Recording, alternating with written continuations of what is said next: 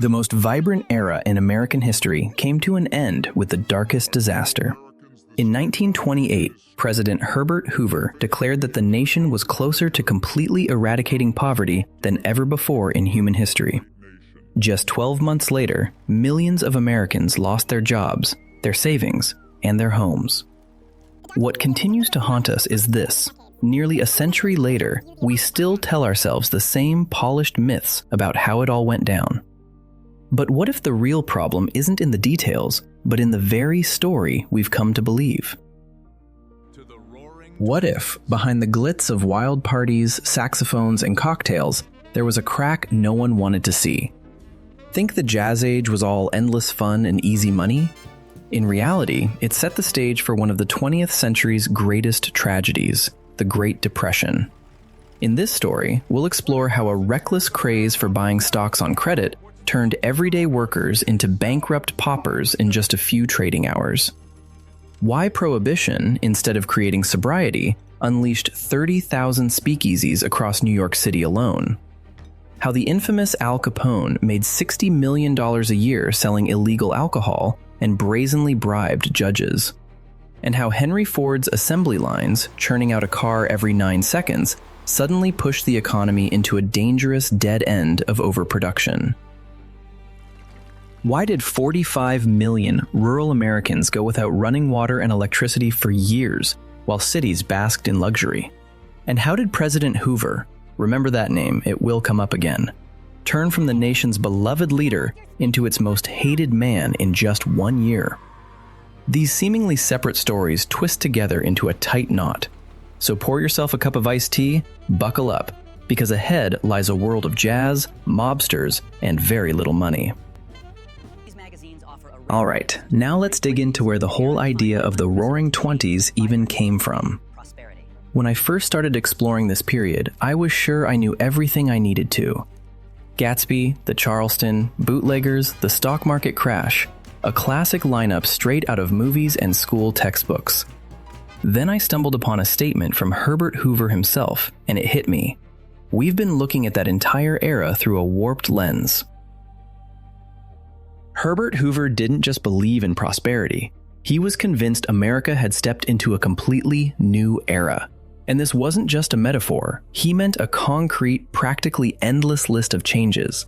Massive immigration, explosive urban growth, the rise of giant corporations, the spread of automobiles, electricity, radio, and cinema.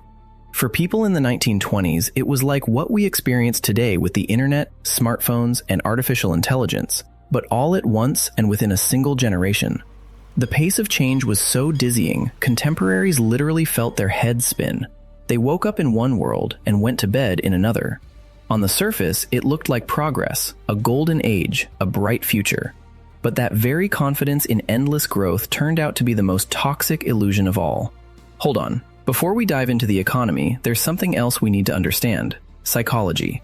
Because without it, the whole picture of the 1920s falls apart. The phrase "the Jazz Age" wasn't coined by a historian or an economist. It was introduced by the writer Francis Scott Fitzgerald, the very author of The Great Gatsby. But for Fitzgerald, jazz meant something far darker than just music and dancing. Jazz captured a state of fraying nerves. It was sex, a certain style of dance, the feeling that the wires inside were stretched tight, about to snap. Not a celebration, more like a fever. Now let's take a step back, just a few years. In 1918, World War I ended. The United States lost more than 116,000 soldiers killed. Hundreds of thousands of young men came back home, having witnessed gas attacks near Verdun, rotting bodies in the trenches of the Somme, mud and rats up to their knees. They returned to a world that hadn't changed. Sunday church, mom's apple pie, polite conversations, and something inside these men snapped. Fitzgerald captured what happened next in just 2 phrases: feverish hedonism and a thirst to live in the here and now. When you've seen a friend torn apart by a shell at 20, saving money for old age starts to feel meaningless. Why put aside for tomorrow if tomorrow might never come? Better to have a cocktail, a saxophone playing, dance until dawn, and buy a new car on credit. An entire generation decided life was too short for caution. This wasn't just a trend. It was a collective trauma response, a kind of post-traumatic stress on a national scale. Millions of people resolved to live as if every day might be their last. This psychological backdrop is absolutely crucial. Without it, you can't grasp why bankers were handing out loans left and right, why housewives were snapping up stocks without a clue what they really were, why politicians promised endless prosperity and actually believed it themselves. The whole new era of President Hoover, that relentless optimism, it wasn't based on economic logic. It rested on a collective refusal to face the darkness again. A nation scarred by war desperately wanted to believe the worst was over, and that faith blinded everyone, from a farmer in Kansas to the president in the White House. Honestly, I didn't immediately see the link between the trenches of World War I and the stock market crash of 1929. 10 years separate those events. What could a gas attack possibly have to do with a market collapse? As it turns out, everything. But we'll get to that shortly. Let's start with the big picture. By the end of the 1920s, America looked like a victorious nation. Cities were booming. Factories hummed with activity. Radios sat in every other home. The president talked about a new era. Writers captured the spirit of the jazz age. Everything sparkled. But to understand exactly how it all came crashing down, we first need to confront the most beautiful and most dangerous myth of that time. The myth that prosperity was universal. Because behind the gleaming skyscrapers of New York and the assembly lines of Detroit, there was a very different America. One people preferred not to talk about. Detroit, 1925. The Ford factory in River Rouge stands as the largest industrial complex on Earth. 100,000 workers, its own power plant, railroad, and blast furnaces. Ore enters at one end, a finished car rolls out the other, and it happens every 9 seconds. Every 9 seconds. Just 10 years earlier, assembling a single car took 14 hours of manual labor. Now, 9 seconds. Productivity has soared by 5,600 times. This isn't evolution. It's a rupture in the very fabric of industrial reality. Let's pause for a moment to grasp the scale here. 5,600 times. That's like if someone who used to sprint 100 meters in 15 seconds suddenly started covering the distance from New York City to Boston in that same time. The number is so absurd, your brain refuses to take it seriously. Yet, Ford's assembly line was real. A half-kilometer-long steel belt crawled through the factory at 1.5 meters per minute, while workers stood along it, each performing a single, simple task. One tightened a bolt, another attached a fender, a third connected a wire. The roar was deafening, making conversation pointless. The air was thick with the smell of machine oil, hot metal, and sweat soaking through their clothes. Their hands moved mechanically, repeating the same motion 700 times a shift, then going home only to do it all over again the next day. But tomorrow, that worker could climb into his very own car. And this is no metaphor. In 1900, the entire United States had about 4,000 cars. 4,000! That's the size of a small city block, a luxury only the wealthy could afford. By 1929, that number skyrocketed to 26 million. That's one car for every 5 people. In other words, almost every family had one. In less than 30 years, the automobile went from a luxury item to an everyday necessity, much like the smartphone today. The reason was simple. The price plummeted. Before World War I, a car cost 2 years' wages for a factory worker. By the late 20s, that dropped to about 3 months' pay. What used to take a lifetime to save for, people could now buy on installment plans between breakfast and lunch. There he stands, a Ford assembly line worker, 1926. 28 years old, hands calloused from the wrench, his cap worn askew.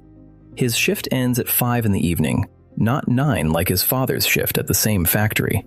He steps through the gate, squinting at the setting sun, and walks toward his Ford Model T, parked among hundreds just like it. Black, a little dusty, with a scratch on the left fender. He turns the ignition key. The engine coughs, then roars to life. That rattling four-cylinder sound is music to his ears. Because his father walked to work. His grandfather rode a horse-drawn wagon, but he's driving home in his own car. And on the way, he stops at the store for canned goods his mother has never seen before. Because it wasn't just about cars. The 20s unleashed a flood of new things on urban workers. Things the previous generation had never even heard of. Canned food, washing machines, refrigerators, synthetic fabrics, telephones, radios, movie theaters. Each one alone meant convenience. Together, they sparked a revolution in daily life. The worker's wife no longer scrubbed laundry by hand in a basin. She had a washing machine. Food didn't spoil by evening. There was a refrigerator. News didn't arrive 3 days late through the newspaper. It came live from the radio, right now, in this very moment.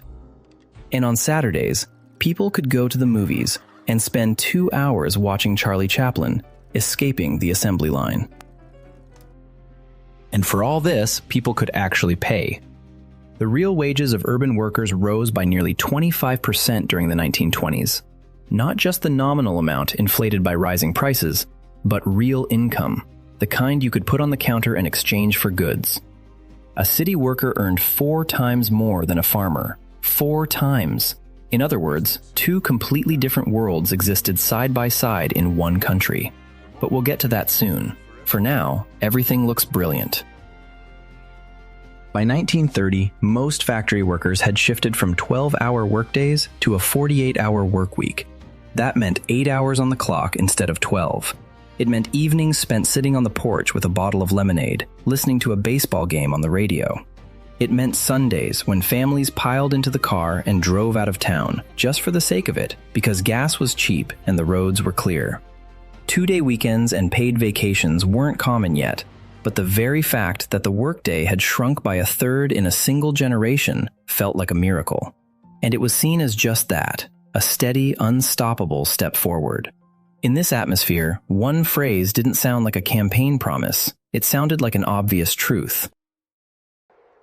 It's 1928. Herbert Hoover, the presidential candidate, delivers a speech that will go down in history, though not in the way he intended. He declares that America is closer than ever to a final victory over poverty. A final victory. Not we're making progress, not we're on the right track. Victory. Final. What's striking is that people believed him, not because they were naive, but because the numbers seemed to tell the same story. A car in every family, a radio in every home, a refrigerator in every kitchen. Wages were rising. The workday was shrinking. Everywhere you looked, there was progress. The line on the graph climbed steadily upward, and nothing seemed poised to stop it. But one detail in this picture didn't quite add up, even back then. Ford's assembly lines churned out more products than ever. Productivity skyrocketed. We just saw that 5,600 times increase. Yet wages only climbed by 25%. Productivity surged by thousands of times. Income barely budged by a quarter. Factories blasted out goods at a furious pace. Meanwhile, workers' paychecks grew far more slowly.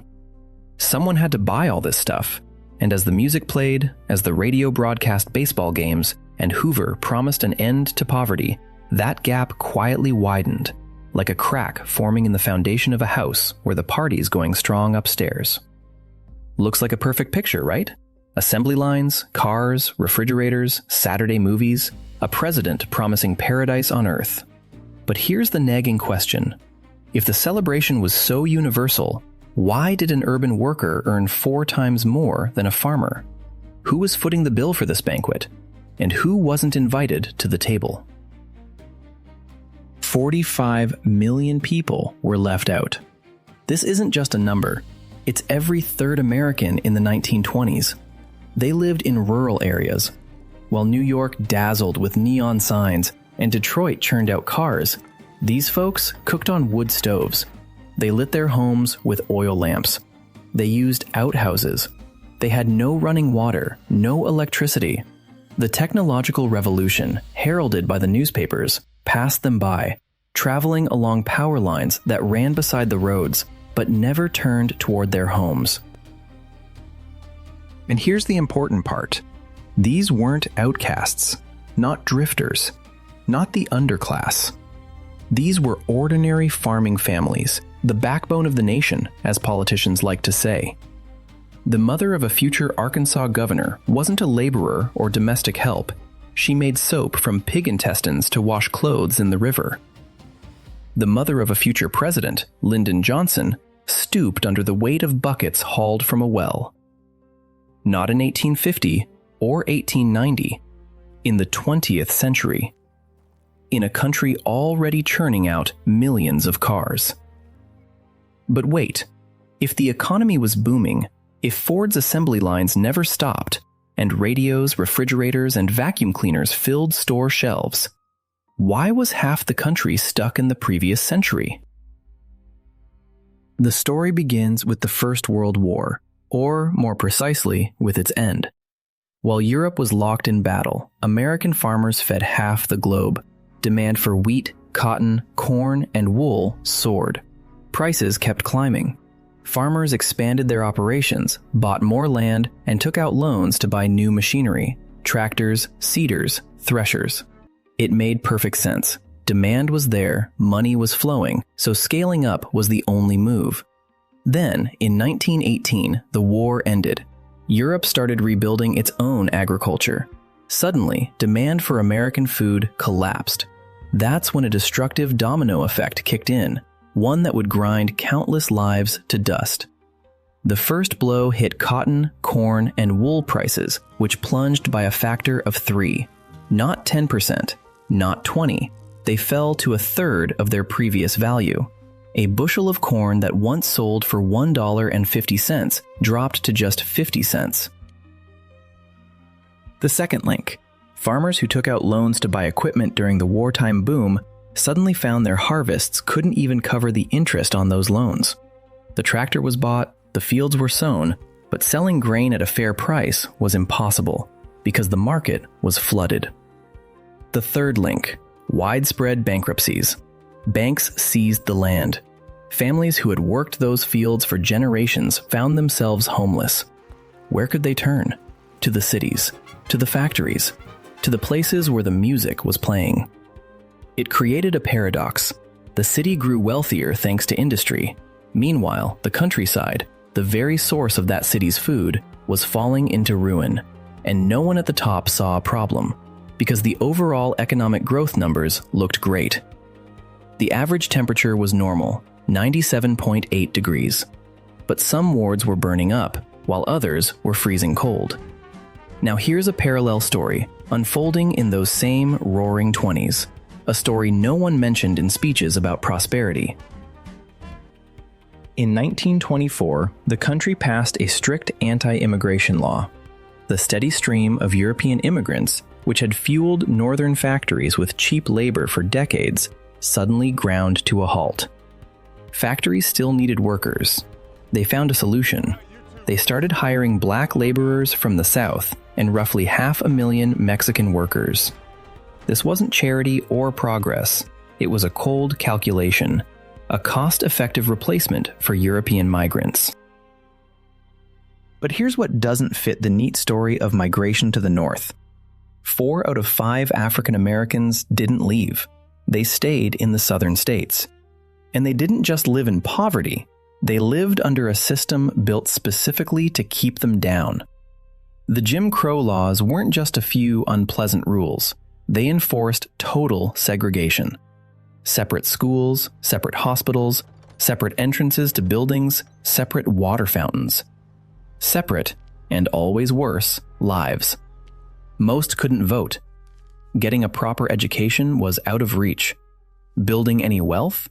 Nearly impossible. Here we need to take a step back and look at the bigger picture. People often say the main issue of the 20s was stock market speculation. Irresponsible brokers, greedy investors, a bubble in the stock market. But the reality ran much deeper. Tens of millions of farmers were sinking into poverty. Tens of millions of African Americans were systematically shut out of the economy. Millions of recent immigrants from Mexico earned barely enough to survive. And all these people, farmers, African Americans, Mexican immigrants, low-wage workers, they were the very customers for the cars, refrigerators, and radios that factories churned out faster than ever. The problem? They simply couldn't afford to buy. Mass production is a machine that only runs under one condition. Someone has to buy what it produces. Ford's assembly line could churn out 1,000 cars a day, but if 1,000 potential buyers don't have the money, those cars just become dead weight in the warehouse. Workers' incomes grew more slowly than production volumes. Factories ramped up output, but buying power couldn't keep up. It's like a bakery doubling its bread production every day, while local wages rise by just 5% a year. The first month, everything's fine. The second month, bread starts going stale on the shelves. By the third, the bakery goes bust. And here's where it gets really interesting. This problem wasn't just spotted by economists looking back in hindsight. It was clear to the people sitting right at the heart of the machine. In 1926, 3 years before the stock market crash, the leadership at General Motors admitted something crucial. The automobile industry was growing too fast, and soon it would hit a ceiling in demand. Not an outsider, not a critic, not a pessimist. One of the world's largest car manufacturers looked at its own sales figures and said, "We're approaching a wall." You'd think that after such a warning, someone would have hit the brakes, slowed down production, raised wages, expanded the market. But none of that happened. The assembly lines kept running. Warehouses kept filling up. And the gap between what the economy was producing and what people could actually consume kept widening. So, who's to blame for all this? It's easy to point fingers at Wall Street, or the president, or the bankers, but there's no single culprit here. Farmers went bankrupt because the war ended and prices plummeted. Black Americans couldn't become full consumers since segregation kept them trapped in poverty. Factory workers earned wages that couldn't keep up with rising productivity. Industrialists ramped up production because competition left them no choice. Everyone acted rationally, following their own logic. But together, these forces created a system destined to overheat. The country that looked like a showcase of the future was, in reality, more like a house with a crack in its foundation. The higher they built the floors, the wider the fissure spread below. Meanwhile, the economy was already starting to tear apart from this imbalance, but the government found a different urgent problem to focus on. Not wages, not cotton prices, not segregation. Instead, they decided the biggest threat to America was the morality of its citizens, specifically, what they were drinking. This wasn't a snap decision.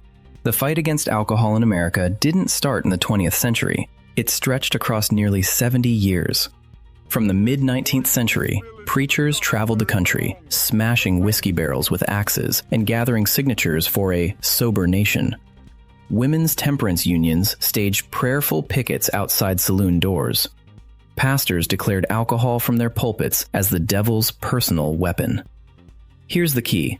For these people, banning booze wasn't just a bureaucratic whim. It was a mission, a holy war for the soul of the country. To understand why millions of Americans genuinely believed that banning alcohol would solve half the nation's problems, we need to step inside their world for a moment. It's the early 20th century. Cities are booming, growing faster than ever. Rural America, the kind where everyone goes to church on Sundays, neighbors know each other by name, and the father brings home the paycheck, is disappearing before their eyes. The working-class neighborhoods of Chicago, New York, and Detroit fill up with people speaking unfamiliar languages, praying in strange churches, and drinking in alarming amounts. In this world, the saloon isn't just a place to grab a drink. It stands as a symbol of everything that's going wrong. It's where men squander their paychecks instead of bringing money home to their wives. It's where immigrants gather in groups speaking languages other than English. It's where corrupt politicians buy votes with a glass of whiskey. Remove the saloon, and you wipe out drunkenness, poverty, corruption, and outsiders, all in one fell swoop.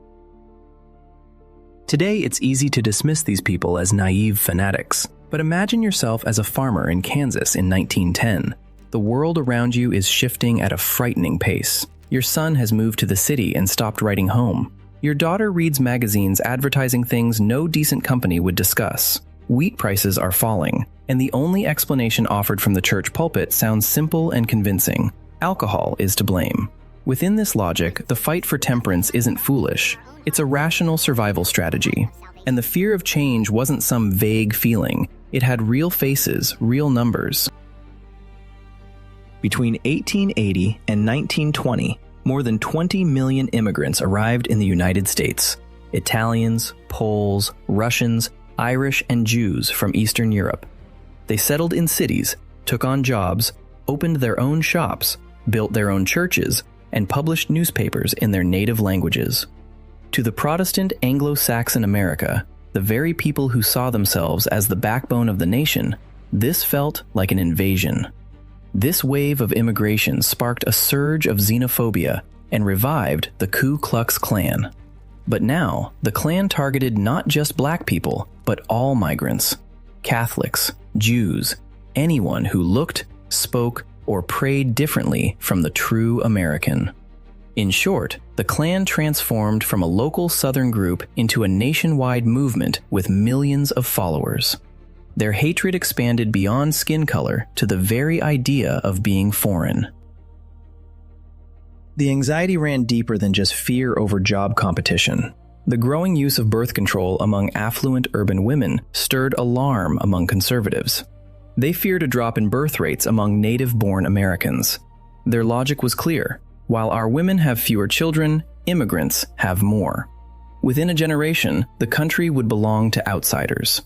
This wasn't just about numbers, it was an existential dread felt by those who believed they were losing their own land. And here's the bigger picture. The fight for temperance, the hatred toward immigrants, the panic over birth control. These aren't separate stories. They're all part of the same narrative.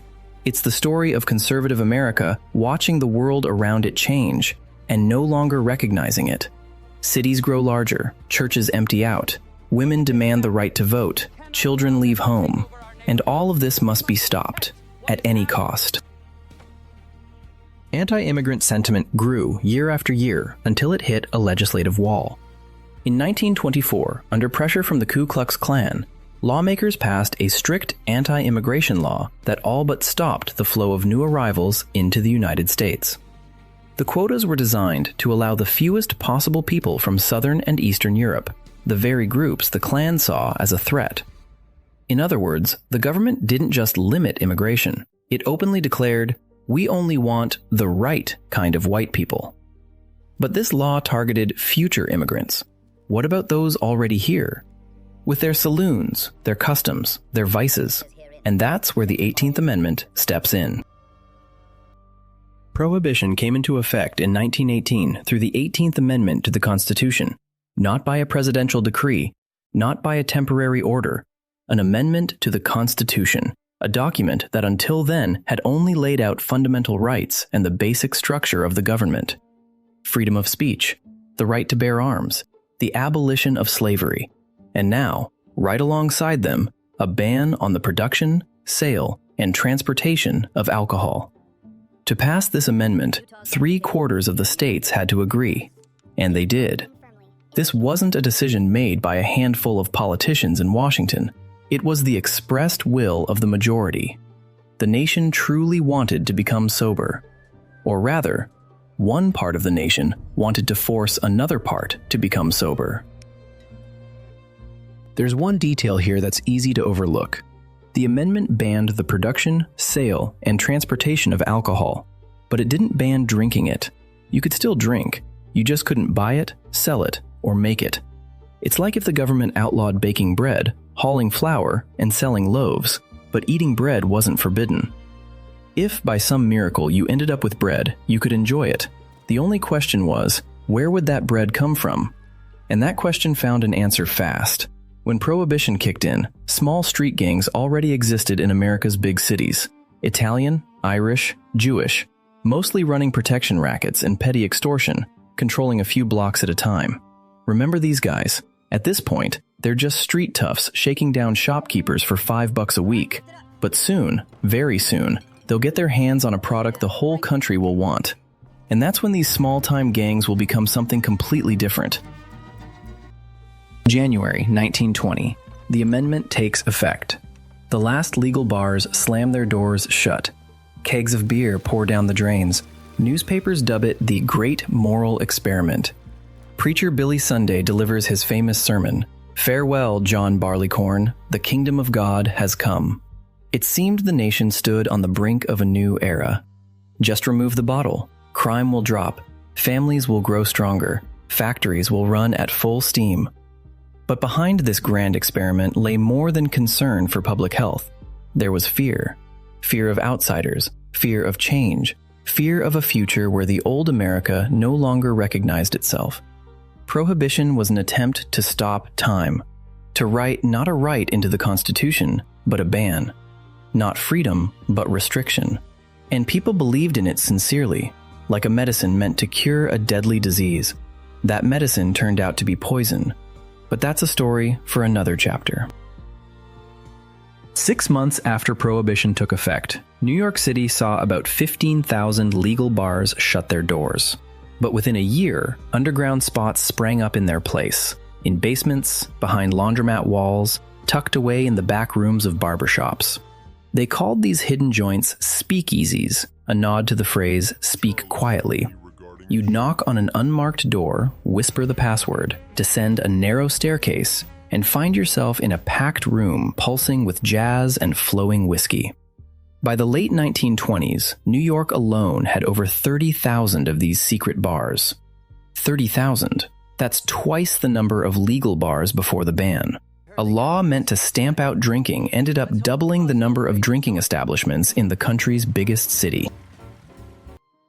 And this is where things get really interesting. Because Americans didn't just break the law, they turned finding ways around it into a cultural phenomenon.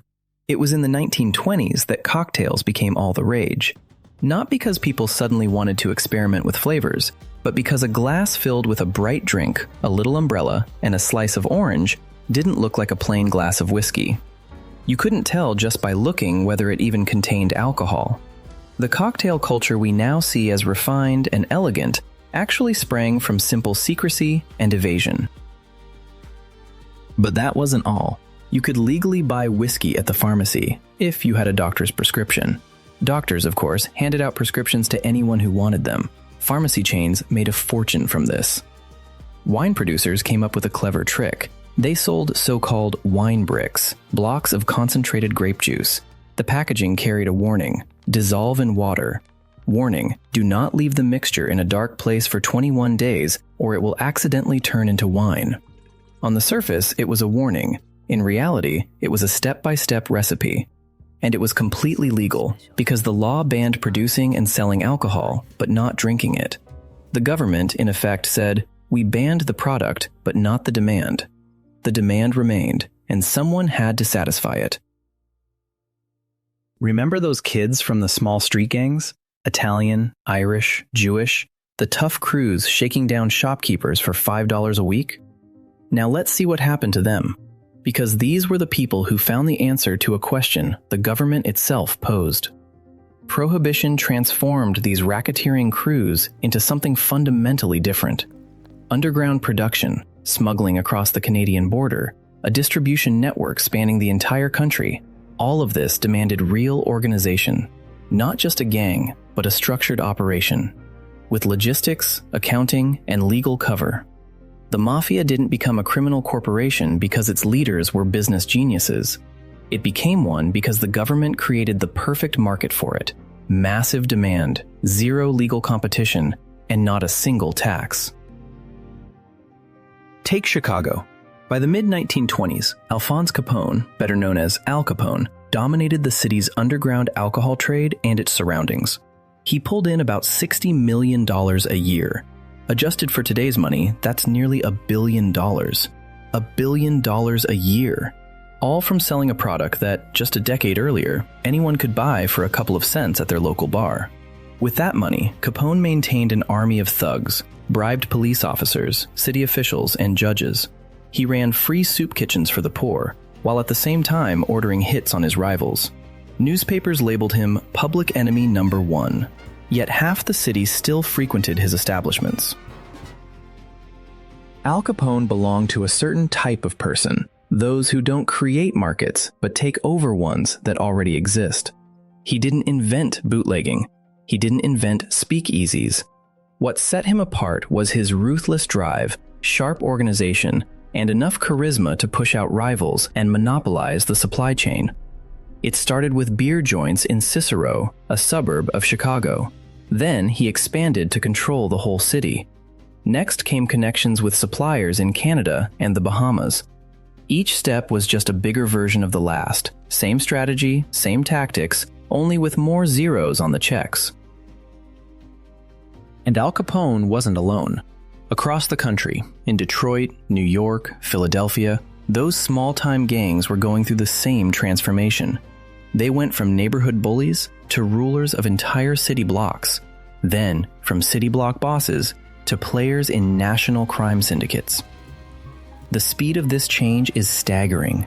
In just 5 or 6 years, groups that once couldn't agree on controlling a single street built sprawling supply chains stretching across regions. But the market is the market, even the illegal one, and wherever there's big money, a war for control is inevitable. The fight over who controls the illegal alcohol trade exploded into what became known as the Bootleg Wars, a brutal series of street shootouts between rival gangs. Chicago, Detroit, New York. Bursts of machine gun fire in broad daylight, bodies lying on sidewalks, cars blown to pieces. The St. Valentine's Day Massacre in 1929, when Al Capone's men gunned down 7 members of Bugs Moran's gang in a garage on North Clark Street, became the defining symbol of the era. The police didn't intervene, or rather, those cops not on the payroll of one faction simply lacked the resources to stop the carnage. You would think the law would cut down on crime. That was the whole point. Remove alcohol, end the drunk brawls, domestic violence, crimes fueled by intoxication. The logic was flawless, but the outcome was the exact opposite. Instead of crime dropping, prohibition sparked an explosive surge. The mafia, flush with cash from alcohol, started pouring money into other ventures.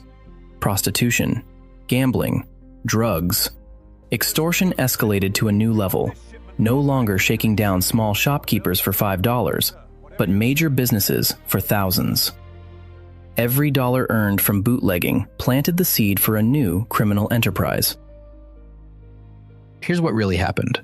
The government passed a law meant to wipe out vice. Instead, it created the most powerful and wealthy criminal empire in American history. The small-time gangs, who before Prohibition could barely afford brass knuckles and knives, suddenly gained millions of dollars, Thompson submachine guns, armored cars, and judges in their pockets. The state ended up breeding a monster it couldn't control. And this is perhaps the most important lesson of the 20s. Not drinking is harmful, not the mafia is bad, but something deeper. When the government bans what millions want, it doesn't eliminate demand. It simply hands that demand over to those willing to operate outside the law. And the price is paid twice. First, in lost taxes that once filled the treasury with every bottle sold. Then, in the costs of fighting the very crime it created. Money that could have bolstered the budget instead filled gangsters' safes. The federal government lost hundreds of millions every year. And money, by the way, was exactly what they needed back then. Because while the police chased bootleggers and courts were swamped with moonshining cases, something far more dangerous than any underground bar quietly grew in the gleaming offices of Manhattan. New York, Wall Street, 1929. Ask anyone what destroyed the American economy and plunged the world into a decade of hardship, and the answer is always the same: the stock market crash. Prices plummeted, millionaires jumped from windows, and the Great Depression began. This story is compelling, dramatic, cinematic, but it's a myth. Or rather, a half-truth, which can be worse than a lie because it sounds convincing. The stock market crash did happen. It was catastrophic. But blaming it as the sole cause of the depression is like saying a fire started from a match without mentioning that the whole house was soaked in gasoline first. That gasoline is what we need to understand. To understand what happened in October of 1929, we need to rewind a few years and look closely at the machine that blew up this bubble. Let's start with the Federal Reserve System, the central bank of the United States. In the mid-1920s, the Federal Reserve kept its key interest rate at 3.5%. This rate is what commercial banks pay when they borrow money from the central bank. The lower the rate, the cheaper loans become for everyone else. Simply put, money got cheap, almost free. Banks could borrow from the Federal Reserve at a low rate, then lend that money to the public at a slightly higher rate, pocketing the difference. Remember this rate, 3.5%. It's going to matter again, but not in the way anyone expected. Here's what happens when money gets cheap. People start taking out loans, but not for houses, cars, or starting businesses. They borrow money to buy stocks. Because stocks keep climbing, day after day, week after week, month after month. Newspapers tell stories about shoe shiners turning into millionaires, about homemakers tripling their family savings in just 6 months, about taxi drivers giving stock tips to their passengers. Why work a factory job for $30 a week when you can invest $500 and pull out $1,000 a month later? Banks eagerly fueled this frenzy. Every single day, $200 to $300 million in new loans poured into the American economy. Every day. Not a year, not a quarter, each day. This money didn't go into factories. It didn't fund construction. It didn't pay workers' wages. Instead, it flows straight to Wall Street, where it turned into numbers flashing on the stock ticker. But the problem was that it wasn't just small investors playing the stock market. Big corporations, General Motors, U.S. Steel, and dozens of other industrial giants were raking in record profits. You'd think they would expand production, build new factories, hire more workers. But why bother? The market was already flooded. Warehouses overflowed with unsold goods. Investing in production felt too risky. Meanwhile, the stock market seemed safe. Share prices kept climbing. So corporations funneled their extra cash not into the real economy, but into speculation. In other words, money circulated in a closed loop, from one stock exchange to another, bypassing factories, farms, and stores altogether.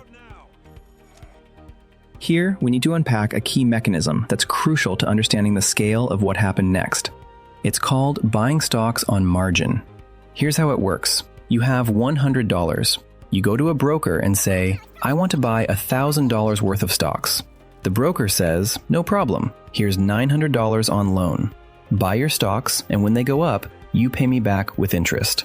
If the stocks rise by 10%, you make $100, doubling your money. Sounds great.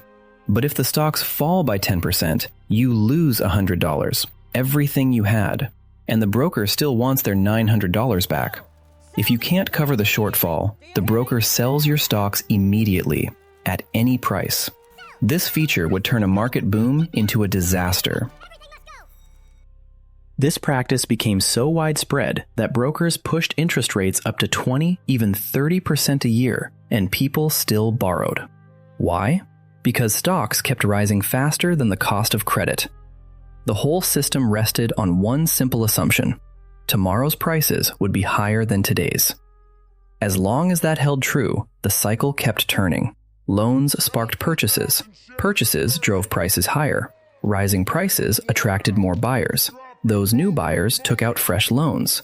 The wheel spun faster and faster. Then, suddenly, it stopped.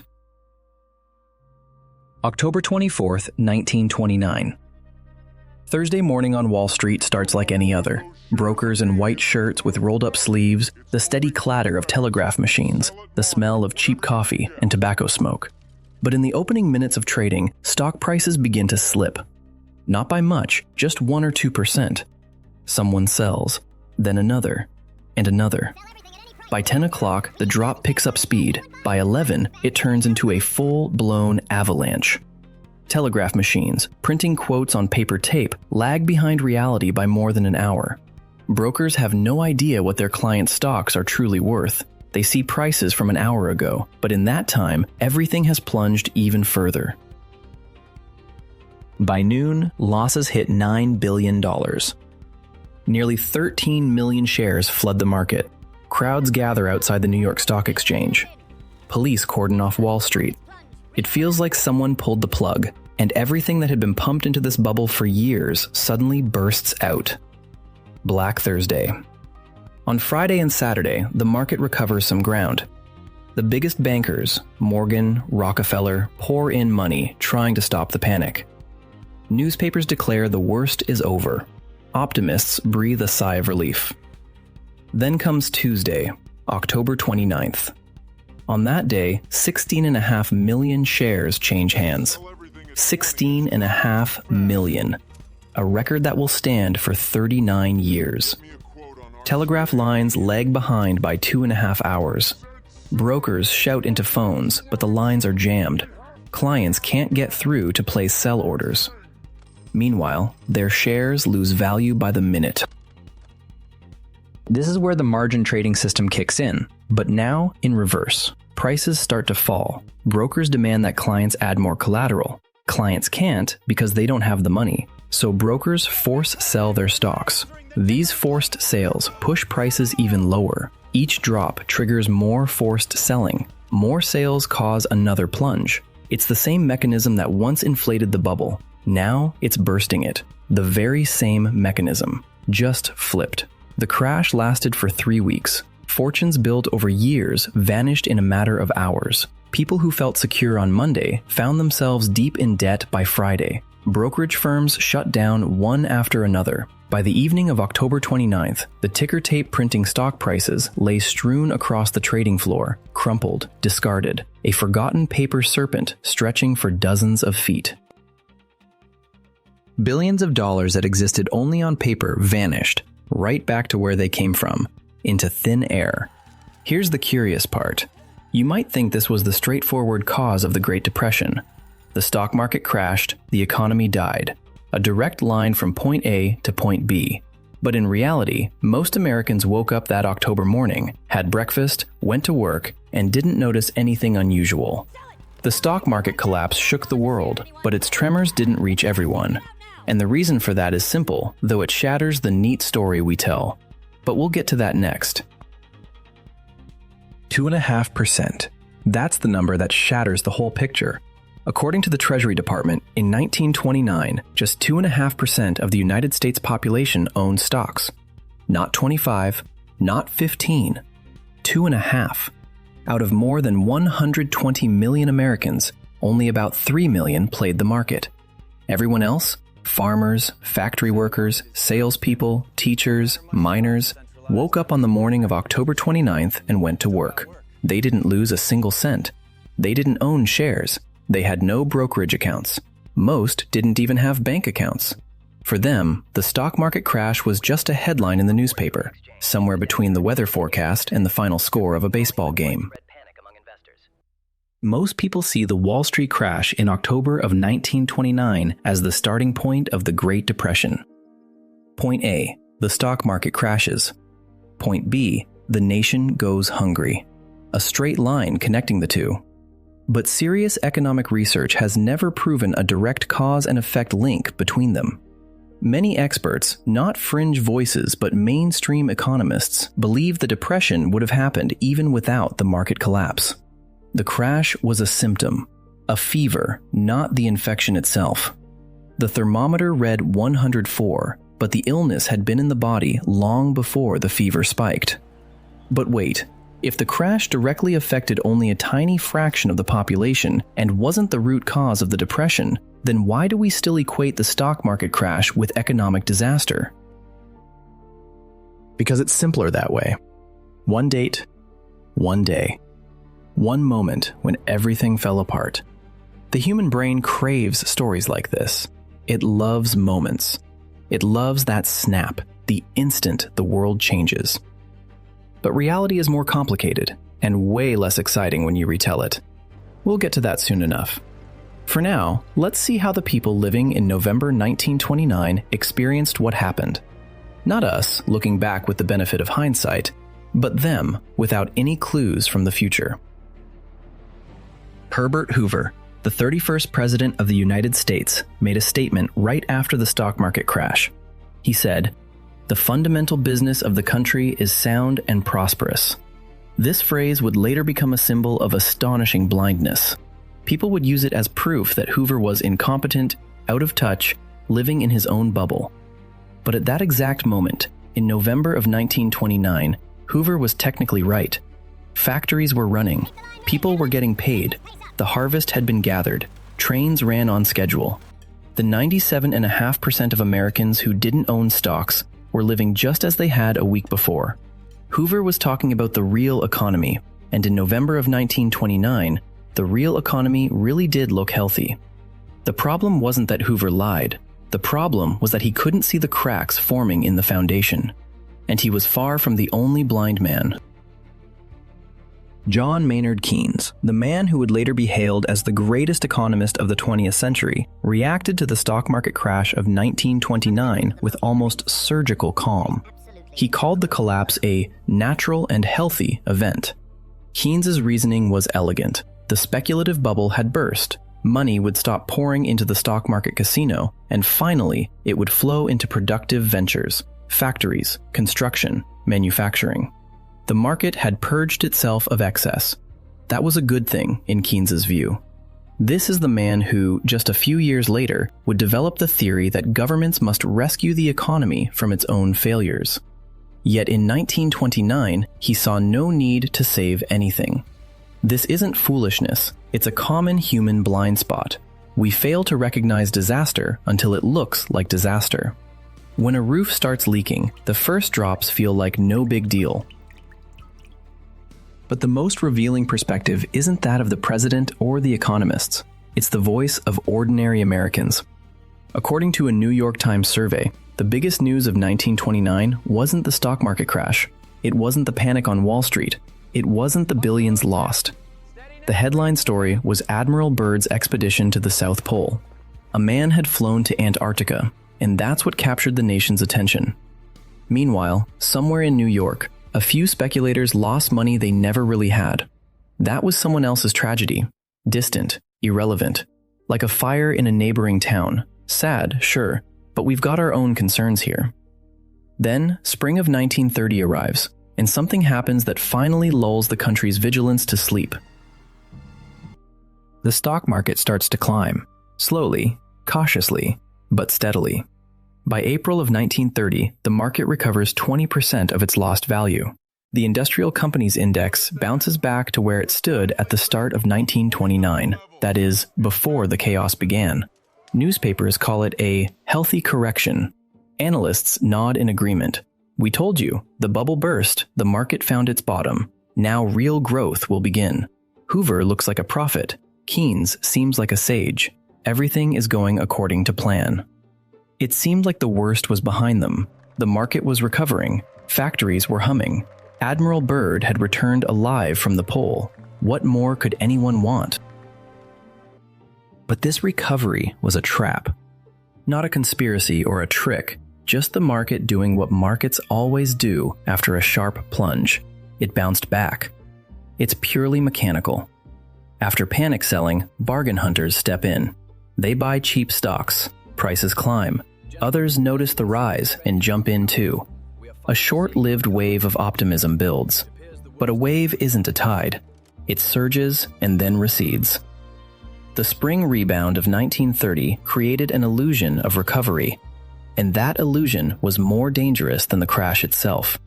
Because the crash, at least, made people pause and think.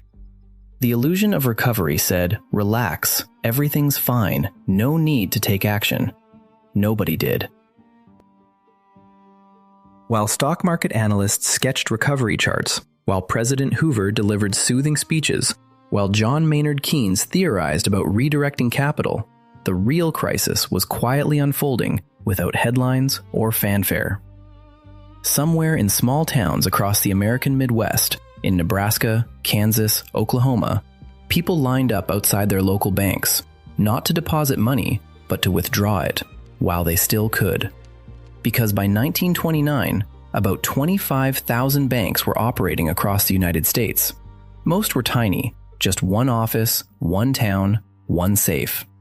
And every year throughout the 20s, a few hundred quietly shut down, no panic, no headlines. They just closed their doors, and that was it. The stock market wiped out the savings of 3 million speculators. It was loud, dramatic, and visually striking. But the real disaster was brewing somewhere the newspaper cameras never ventured, in thousands of small banks scattered across the country. Each one was as fragile as a matchstick house caught in a draft.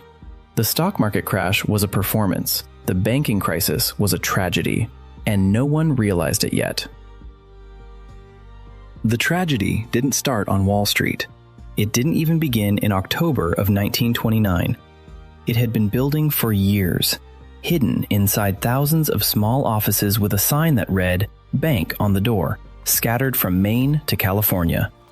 Every year throughout the entire 1920s, the so-called Roaring Twenties, the era of jazz and boundless optimism, about 500 banks quietly shut their doors.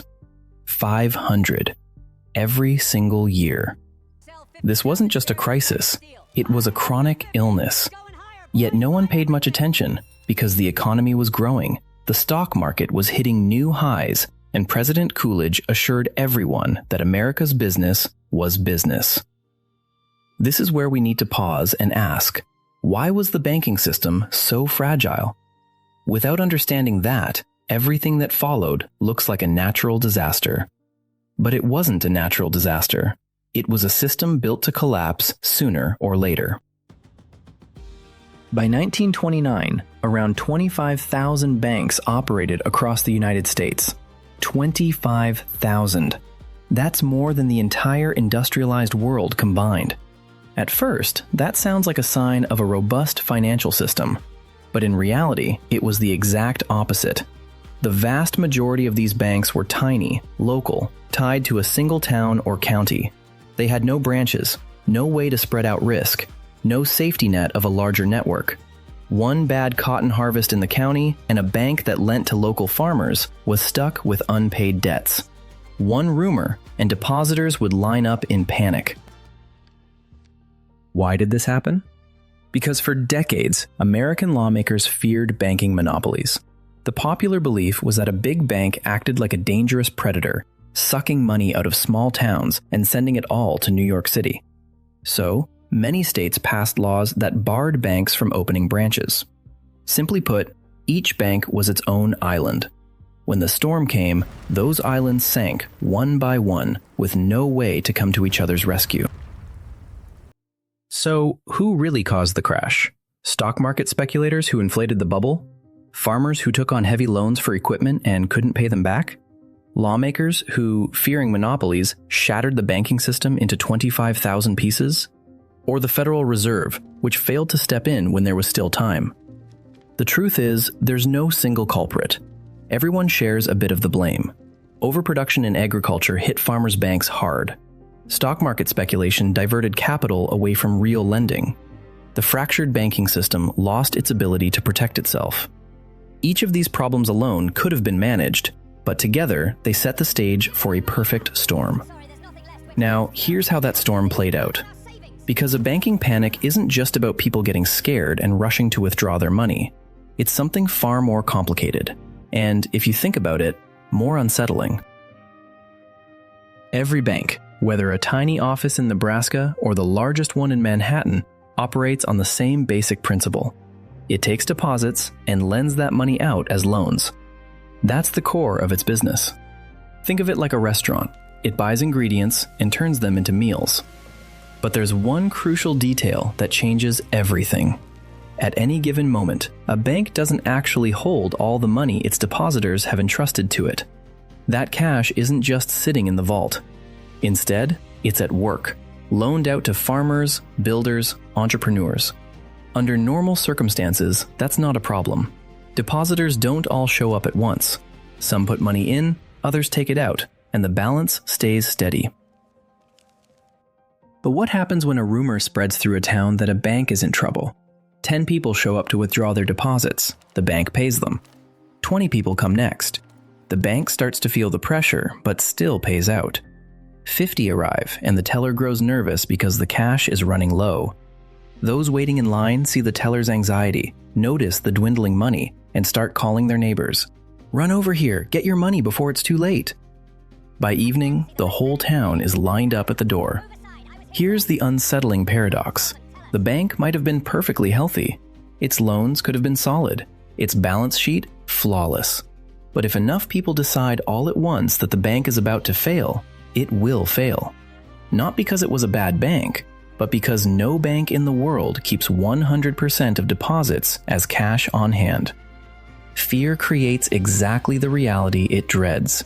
This isn't a metaphor, it's the literal mechanics of a bank run. In other words, all it takes is for people to believe a bank is dead, and suddenly, it is. In the fall of 1930, this dynamic swept across the entire country. The first wave of panic hit the southern and midwestern states. Small rural banks started collapsing one after another. Desperate to survive, banks rushed to sell their assets, stocks, bonds, land mortgages. But when thousands flood the market at once, prices plummet. Assets that were worth $1 yesterday dropped to 30 cents today. A bank's balance sheet that looked solid in the morning turns negative by evening. Banks call in loans. Borrowers, farmers, shopkeepers, small manufacturers, can't pay back because the economy is already shrinking. Their businesses shut down. Their employees lose jobs. Spending dries up. The neighboring store loses sales. Its bank loses depositors. It's a cascade. One bank pulls down 10. 10 drag down 100.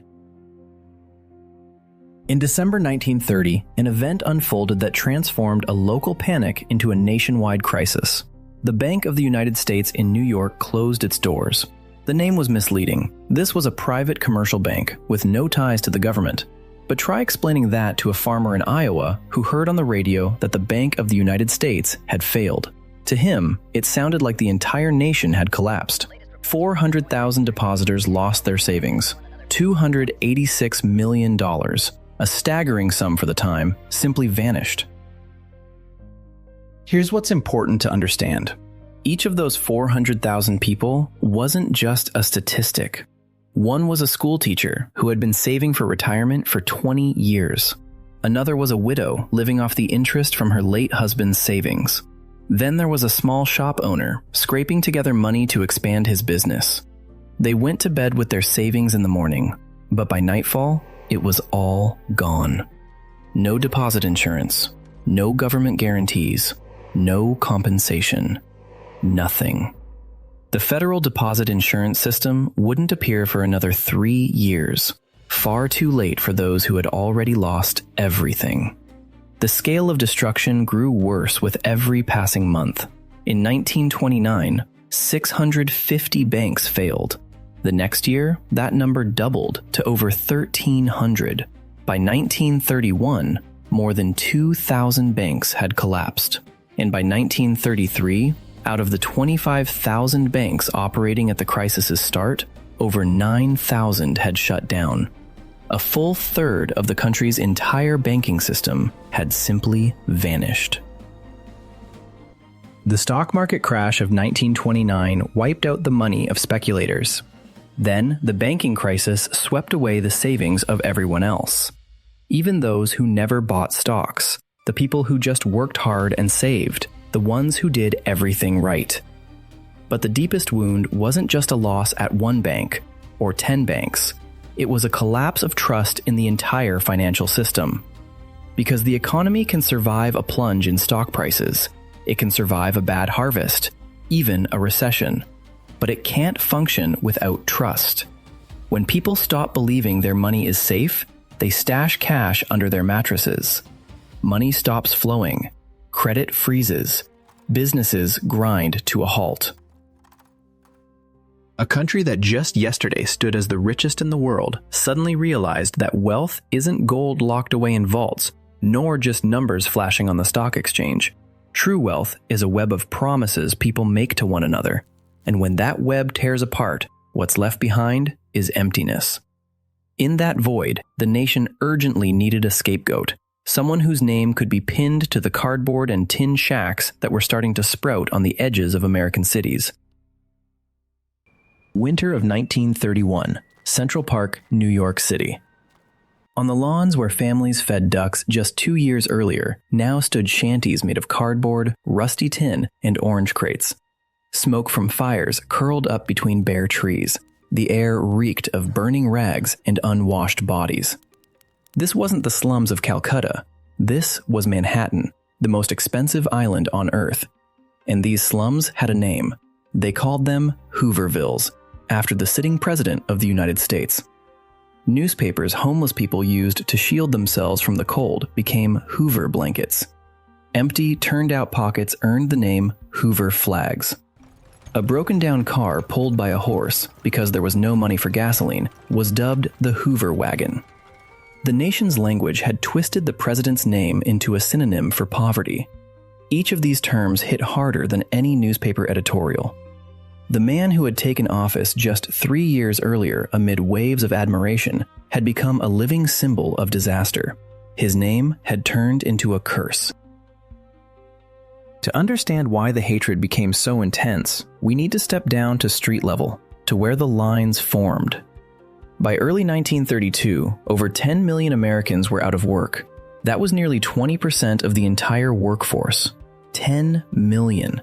Roughly the population of New York City at the time. An entire city pushed out of the economy. And that was just the average. In industrial hubs like Chicago and Detroit, unemployment soared to 50%. Every other adult man on the street had no job.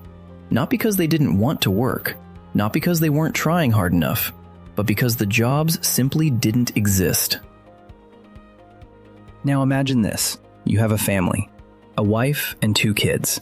Just yesterday, you went to work at the factory, earned your paycheck, paid the rent. But today, the factory is shut down. The one next door is closed too. Even the corner store where your wife bought bread, gone. You knock on every door in town. Each one answers the same way. No vacancies. After 1 month, your savings run dry. 2 months in, the landlord puts your furniture out on the street. By the 3rd month, you're standing in line for a free bowl of soup. And right there, in that line, are your former neighbors, your old boss, and that guy from church who always seemed to have it all together. Now, they all look the same. In the cities, people lined up silently at soup kitchens, long lines stretching for entire blocks. During the day, but at night, those same people rummaged through restaurant trash bins, searching for anything edible. These 2 images, the daytime line and the nighttime dumpster dive, became the defining symbols of the era. Photographers of the Great Depression captured hundreds of these scenes, each one telling the same story. The system had failed. And this is where things get truly strange. Hunger gripped the cities, while the countryside overflowed with abundance. Crops rotted right where they grew. Wheat, corn, cotton, all ripe and untouched. Farmers found it cheaper to leave their harvests in the fields than to gather and sell them at prices that didn't even cover transportation costs. A bushel of wheat sold for less than the sack needed to carry it. Milk was poured into ditches. Pigs were slaughtered and buried. In Arkansas, farmers reported peaches rotting by the ton on the trees. Yet just 300 miles away, children in Memphis went to bed hungry. Poverty amidst plenty. Hunger with barns full to the brim. This isn't a metaphor. It's the stark reality of America in 1931. And in the midst of it all, the voice from the White House. "Nobody in this country is starving," declared Herbert Hoover. The president said this out loud, on camera, in 1932. That very year, school officials in New York City recorded 20,000 malnourished children. 20,000. Enough to fill 2 stadiums. Children. In a single city. They came to school because it was the only place offering any food at all. and the president stood at the microphone, insisting the problem didn't exist. This gap between official rhetoric and what people saw with their own eyes every day destroyed trust faster than any political scandal could. Newspapers that still supported the administration printed Hoover's statements alongside photos of breadlines. No commentary was needed. Eyes and ears told people one story, while the president told the exact opposite. But the final blow to Hoover's reputation wasn't hunger or unemployment. It came from the tanks.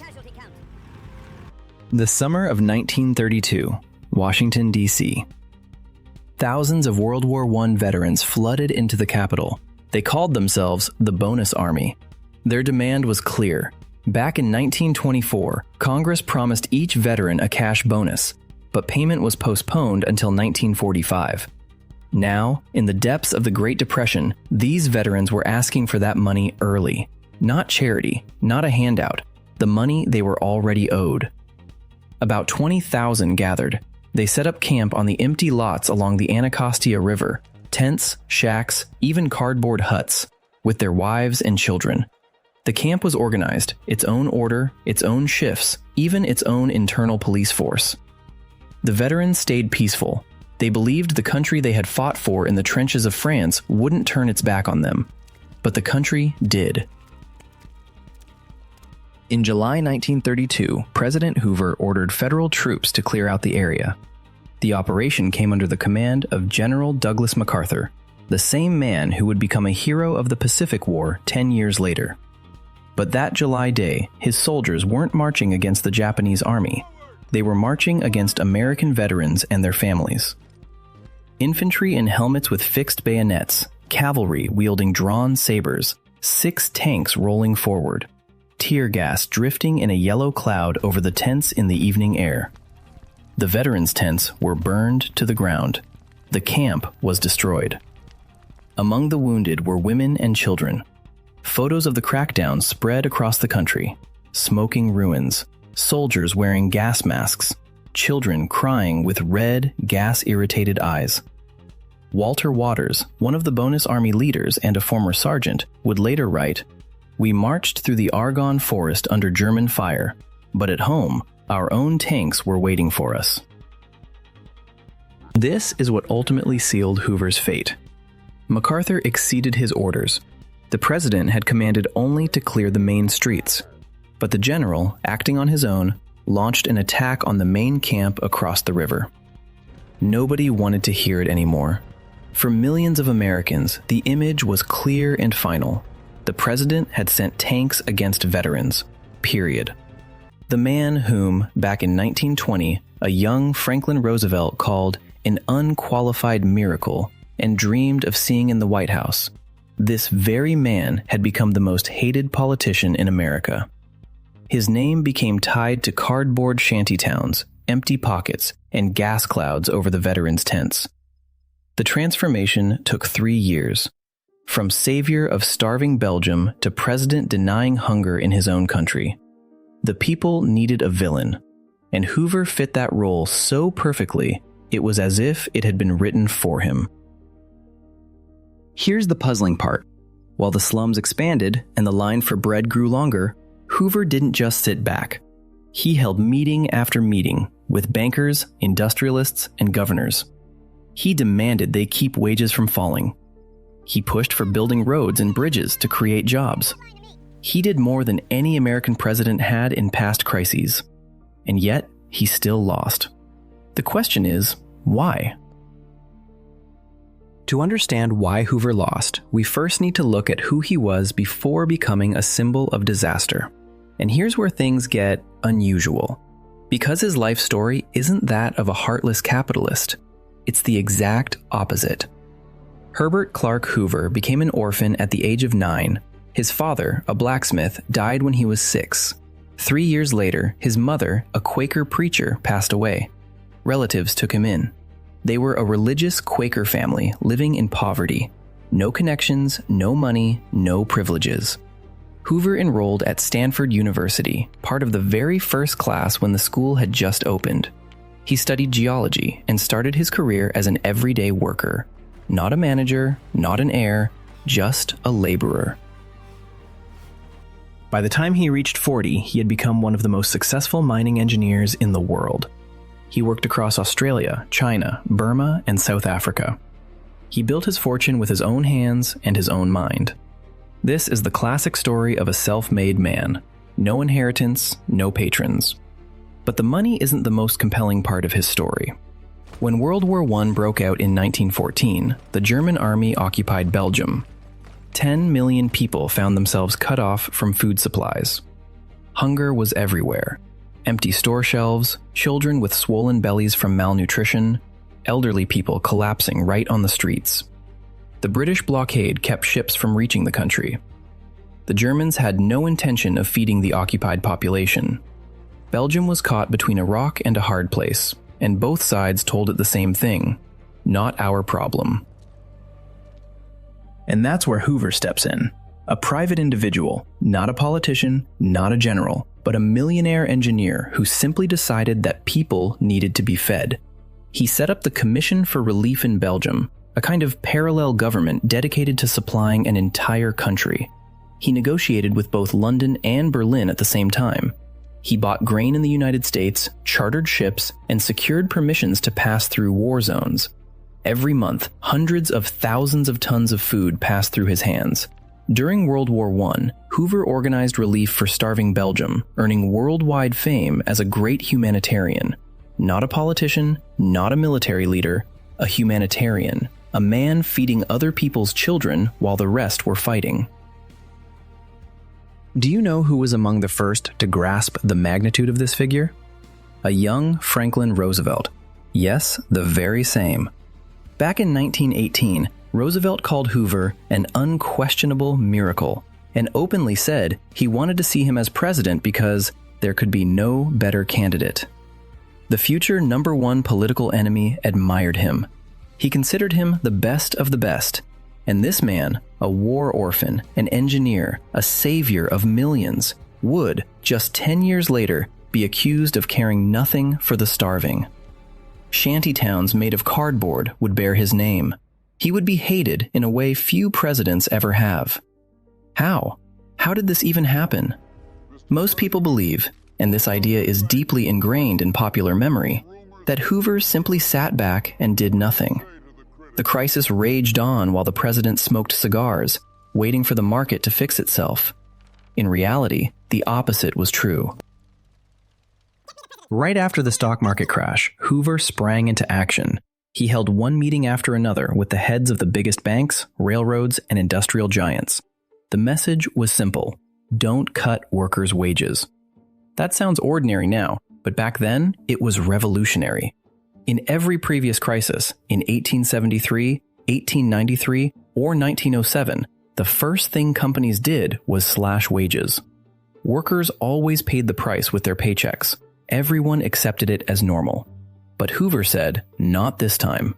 He understood that if people had money in their pockets, they would spend it. If they spent, factories would keep running. If factories kept running, the crisis wouldn't deepen. The logic was ironclad. And at first, the industrialists agreed.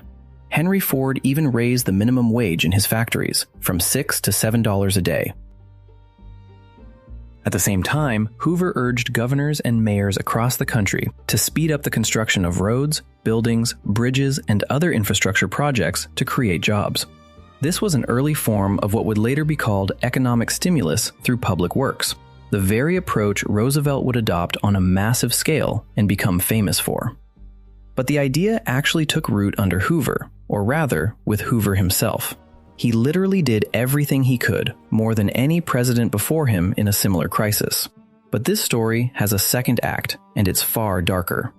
You might think that with so much activity, the crisis would at least start to ease. Yet Hoover made one mistake that outweighed all his right decisions combined. In June of 1930, during his second year in office, President Hoover signed the Hawley-Smoot Tariff Act. The law aimed to sharply raise import duties on over 20,000 categories of foreign goods. On paper, the idea made perfect sense. By shielding the market from foreign competition, American manufacturers would gain an edge, factories would hum to life, and jobs would be saved. But in practice, it was a disaster. Before signing the law, more than 1,000 economists sent Hoover a joint letter. 1,000 economists. They begged him not to do it. They warned that retaliatory measures were inevitable, and that a trade war would destroy more jobs than it would create. Hoover looked at that letter and thought, theorists. He was an engineer. He believed in solutions you could feel and touch. Tariffs were levers. Raise the duty, protect the market. Simple and clear. The economists were right. Every last word. In response to American protectionism, European countries, one after another, imposed their own tariffs on goods from the United States. Canada struck first. Then came the United Kingdom, France, Germany, and Italy. Each nation shut its market like the closing shells of a clam. Global trade began to contract, as if someone had cut off its oxygen supply. In just 2 years, the volume of international trade plunged by 65%. It didn't slow down. It didn't just shrink. It collapsed. Ports that were once packed with containers stood half empty. Ships rusted away at the docks. American farmers, those the tariffs were supposed to protect, lost their export markets. Wheat, cotton, tobacco, these goods used to flow to Europe. Now, Europe bought from others, or sometimes not at all. Prices for agricultural products plunged even further. Farmers, many already scraping by, started losing their land. Banks that had loaned them money began to fail. This is a staggering irony. The law meant to save the American economy ended up turning a domestic downturn into a global catastrophe. Even today, many economists see the Smoot-Hawley tariff not necessarily as the cause of the Great Depression, but as its powerful accelerator. The spark that transformed a recession into a full-scale collapse. Now, imagine an alternate reality. If President Hoover had listened to the 1,000 economists urging him not to sign the law, the crisis would have still come.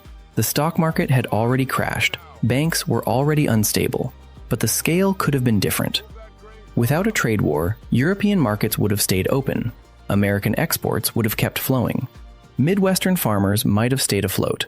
Banks might have held steady. The Depression would have remained an American problem, not a worldwide epidemic. One signature, one choice by an engineer used to fixing things with his own hands. And here lies the tragedy of Hoover.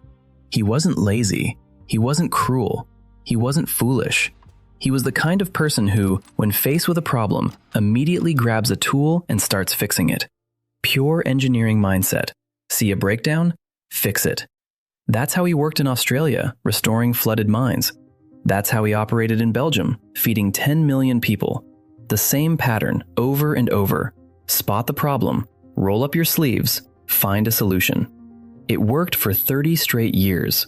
Then it stopped. Because the economy isn't a mine. You can't drain it with a pump. You can't fix it with a single solution. Every action triggers dozens of reactions you can never fully predict. It's like trying to repair a clockwork with a sledgehammer.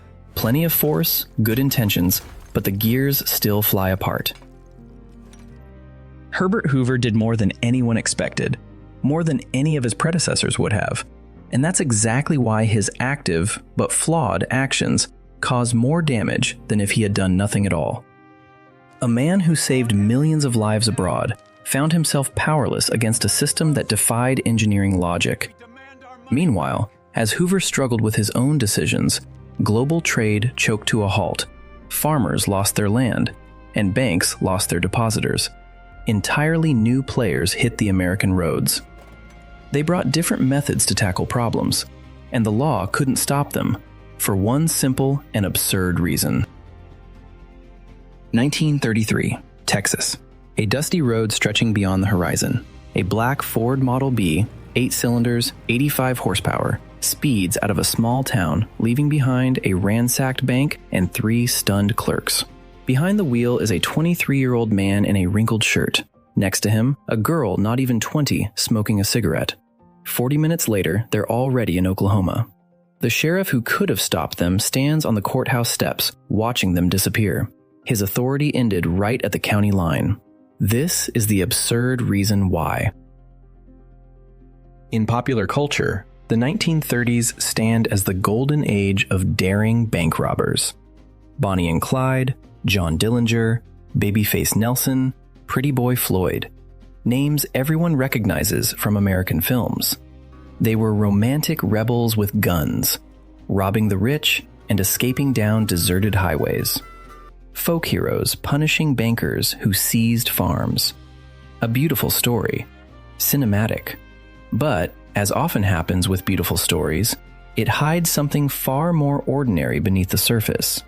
Because the real ally of these criminals wasn't boldness or skill. Their true partner was the internal combustion engine. Before cars appeared, a criminal robbing a bank in a small town was trapped. Horses get tired, trains run on schedules, telegraphs send messages faster than any rider could gallop. The sheriff would assemble a posse, send out dispatches, and within a day or two, the outlaw found himself surrounded.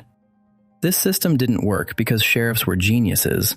It worked because criminals simply couldn't get far. Here's a crucial technical detail. Without it, the whole story of the 1930s turns into a confusing mess. Back then, the American law enforcement system worked fundamentally different from, say, the police in Europe. There was no single nationwide police force. Instead, there were county sheriffs, city police departments, and state marshals. Each operated within strictly defined boundaries. The sheriff of Dallas County had neither the legal right nor the practical ability to chase a criminal across a state line. It's like a local cop in New York City couldn't just call a colleague in Philadelphia because Philadelphia is, in a way, a different country with its own laws. At the slow pace of travel back then, this wasn't much of a problem. Crossing a state line was still a journey. But the Ford Model B could reach speeds of up to 80 miles per hour. In just an hour and a half, you could cross into another state. In 3 hours, you'd be in a third.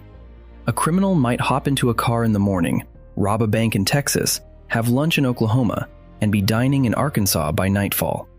3 jurisdictions in a single day. 3 sheriffs who didn't even know each other's faces. 3 separate police systems with no shared databases, no unified communication lines, and, most importantly, no legal framework for cooperation. The rise of the automobile turned criminals into ghosts. They crossed state lines as easily as a knife glides through butter. Local sheriff's authority ended precisely at the county line where another's began. The old law enforcement system, built for a world where the fastest ride was a horse, was powerless against a guy with an ignition key. Here's the interesting part. Gangs like Bonnie and Clyde weren't criminal masterminds. Clyde Barrow was a small-time thief from Dallas, and Bonnie Parker worked as a waitress. Their robberies were chaotic, often botched, and the loot was laughably small compared to real organized crime. The average take from a single bank was just a few $100s, sometimes only a few dozen, but they were fast, elusive, not because they were clever, but because they were mobile.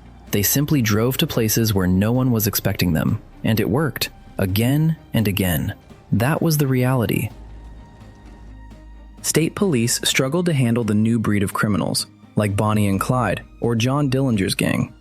This failure sparked a decision that forever reshaped the American government. If criminals ignored state borders, then law enforcement had to do the same. Enter federal police, with authority across the entire country. That's how the Federal Bureau of Investigation came to be. Technically, it had existed since 1908 as a small, almost invisible office within the Department of Justice. But it was during the 1930s that it transformed into the powerhouse we recognize today. And that transformation came down to one man. John Edgar Hoover. He wasn't related to the president, despite sharing the same last name, a coincidence that didn't bother either of them. Hoover took charge of the Bureau in 1924, at just 29 years old. A young lawyer, obsessively meticulous, he created a fingerprint filing system, built a forensic laboratory from scratch, recruited agents with college degrees at a time when most sheriffs could barely read an arrest warrant. But Hoover's most powerful weapon wasn't the guns his agents carried, nor their diplomas. Hoover was a natural-born master of what we'd now call public relations. He grasped a simple truth. To secure funding, authority, and political cover, the country needed to be afraid. It needed an enemy. A vivid, clear, cinematic enemy, one only his bureau could handle. That enemy became the bank robbers. Hoover turned their capture into a national spectacle. Every operation made front-page news. Every arrest came with photographers. Every gang member killed featured detailed accounts of shootouts where, of course, the Bureau's agents always emerged as heroes. The director of the Bureau became a national celebrity. His face graced magazine covers. His quotes appeared in every newspaper. He actively crafted a heroic image for his agency, personally controlling what information reached the press and what stayed hidden. Hollywood made films about his agents. Radio dramas retold their exploits. Comic books portrayed the Bureau's agents as superheroes, dressed in suits and fedoras. Here's an intriguing picture. The technological leap, cars faster than horses, created a vacuum in law enforcement. That vacuum gave rise to a new kind of crime. And this new wave of crime led to the birth of a new type of government apparatus. But this government, embodied by one man in particular, began to shape the image of the era, an era where he wanted to be the main character. But wait, if Hoover was so eager to paint bank robbers as supervillains, making his agents look like superheroes, then an uncomfortable question arises. How real was this threat? Were the 1930s truly an age of total criminal chaos? Or was this chaos, shall we say, carefully edited for the press? It seemed like America had been overrun by gangsters, but that image was meticulously crafted by one very ambitious official. The answer lies in the statistics, and it's not a comfortable one. The peak of crime in the United States, including those dramatic bank robberies that dominated the front pages, didn't happen in the 1930s. It happened in the 1920s. The so-called Roaring Twenties, a decade of economic boom, underground alcohol, and gang wars over control of its production. It was during Prohibition's height that organized crime truly took hold. Gangs fought bloody turf battles on the streets of Chicago, and murder rates soared to unprecedented levels per capita. By the early 1930s, the crime wave had already started to fade. Not because the police won, not because federal agents rounded up every last one, but because the economy collapsed. Crime simply had fewer resources and fewer customers. Robbing a bank with no money inside is a losing game. Selling bootleg alcohol to people who can't even afford bread isn't a viable business. And that's where it gets really interesting. If crime rates in the 1930s were objectively lower than in the 20s, then where did the lasting image of the gangster decade come from? Why does the picture exist of America under siege by criminals, a country where honest people had nowhere to hide? Who painted this portrait of the era, and why? The answer points to one man, John Edgar Hoover, the director of the Federal Bureau of Investigation. Hoover was one of those people who understood something crucial from a young age. Power isn't just a title. It's control over information. Early on, he displayed a distinct pattern of behavior. He wasn't a brilliant investigator, nor an outstanding lawyer, and certainly not a field agent. He was an organizer, a bureaucrat in the best sense, the kind who builds systems, fills filing cabinets, compiles dossiers, and knows exactly what information needs to land on the right desk at the right time. When they appointed him director of the Bureau in 1924, he was just 29 years old. The agency was small, weak, with vague authority and a modest budget. And Hoover wasted no time changing that. But not by cracking crimes, through the press. He grasped the mechanics behind what we now call media management, half a century before the term even existed. The logic was simple. Congressmen vote on budgets. Congressmen read newspapers. Newspapers report on what scares their readers. So the goal was to make readers afraid. Then you show them there's only one organization that can protect them. And Hoover started manufacturing fear with the efficiency of an assembly line. Every arrest of a petty thief was treated like the capture of a public enemy. Literally, J. Edgar Hoover coined the term enemies of society, created public lists, and ranked criminals by their level of danger. Newspapers loved it. Enemy of Society Number 1 sounds like the title of a Hollywood blockbuster, not a line from a police report. Each raid the Bureau carried out featured invited photographers.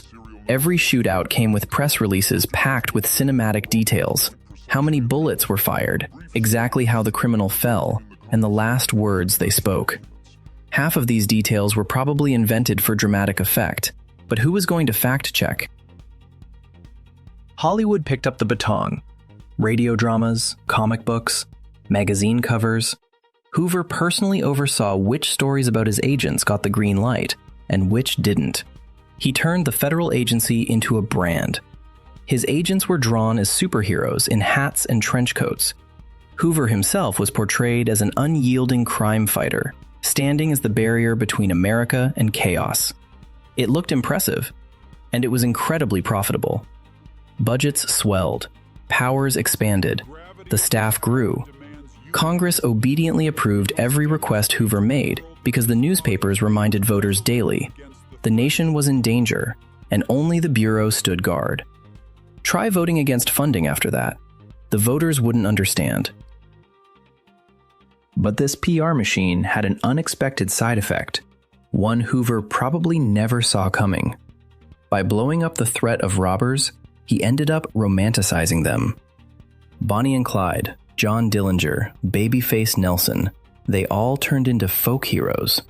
Not because people approved of their crimes, but during the height of the Depression, when banks were seizing homes and farms, a bank robber looked more like Robin Hood. Hoover wanted to create supervillains for his elite agents. Instead, he made anti-heroes who gained the sympathy of half the nation. That's the irony of a threat carefully staged for effect. After all the effort spent stoking fears about crime, you'd expect someone to ask a simple question: what do the numbers actually say? But no one cared about the statistics. Headlines grabbed more attention than reports showing that robberies had dropped compared to a decade earlier. The media's version of reality overshadowed the facts. This triumph was so complete that the myth of the gangster 30s outlived President Hoover, his era, and became deeply ingrained in popular culture for the next 90 years. In reality, Herbert Hoover preferred to look the other way when it came to the real crime problem of the 1930s. It just wasn't very photogenic. Prohibition, the nationwide experiment in forced sobriety, ended in 1933, right in the heart of the Great Depression. The repeal was quiet. No grand speeches celebrating the triumph of common sense, because there was nothing to celebrate. Over 13 years of prohibition, the country didn't become sober. It gave rise to industrial-scale organized crime. The mafia networks built on smuggling alcohol didn't vanish when alcohol became legal again. Instead, they shifted their focus to other businesses: drugs, racketeering, prostitution, and controlling labor unions. Police officers who had spent over a decade taking bribes from bootleggers didn't stop just because those bootleggers turned into legitimate businessmen. Corruption took root so deeply that it took decades to uproot. Here's what's important to understand. Repealing prohibition wasn't just a legal decision. It was a quiet admission of failure, an acknowledgement that the government had spent 13 years fighting human nature and lost completely. But this admission wasn't about morality. It was about money. In the depths of the Great Depression, the country desperately needed tax revenue. Legal alcohol meant excise taxes, licenses, jobs in factories and bars. Practicality won over idealism, or more precisely, poverty defeated hypocrisy. Here's the picture that emerges. The real crime crisis, organized crime, police corruption, the fallout from Prohibition's failure, played out behind the scenes. Meanwhile, under the bright spotlight of newspaper headlines, a carefully staged drama unfolded. The Bureau's director hunted down colorful lone gunmen, turning every arrest into a national spectacle. And the whole country genuinely believed these figures were America's greatest threat. While the Bureau chased down media thieves and newspapers counted bullet holes and stolen cars, a far greater disaster was unfolding elsewhere. 12 million people out of work, thousands of banks shutting their doors, farmers burning their crops because selling them cost less than hauling them to market. No raid or press release could fix this problem.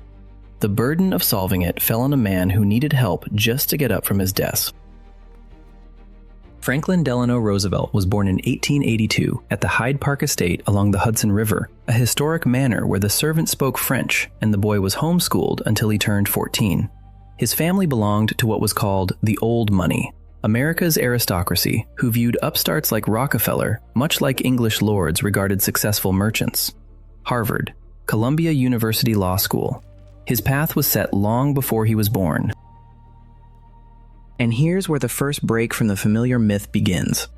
People often believe America was saved by a man of the people, someone who truly understood the struggles of everyday folks. But in reality, Roosevelt was an aristocrat through and through. Unlike Herbert Hoover, who came into politics from the business world, mining, contracts, and balance sheets, Roosevelt was a career politician. He served in the New York State Legislature, worked as Assistant Secretary of the Navy, and became governor of New York. He didn't count money, he counted votes. He didn't run companies, he managed people. And that difference would prove crucial. But before we go any further, we need to understand one event. Without it, the rest of the story loses all meaning. August 1921. Campobello Island, off the coast of Canada, the Roosevelt family's summer home. 39-year-old Franklin, tall, athletic, sun-kissed, spends the day on his yacht. He swims in the icy waters of the Bay of Fundy, then runs through the woods with his children. By evening, he starts feeling chills. By morning, he can't move his legs. Polio, at 39 years old. The diagnosis marked the end, not a medical one, but a political one.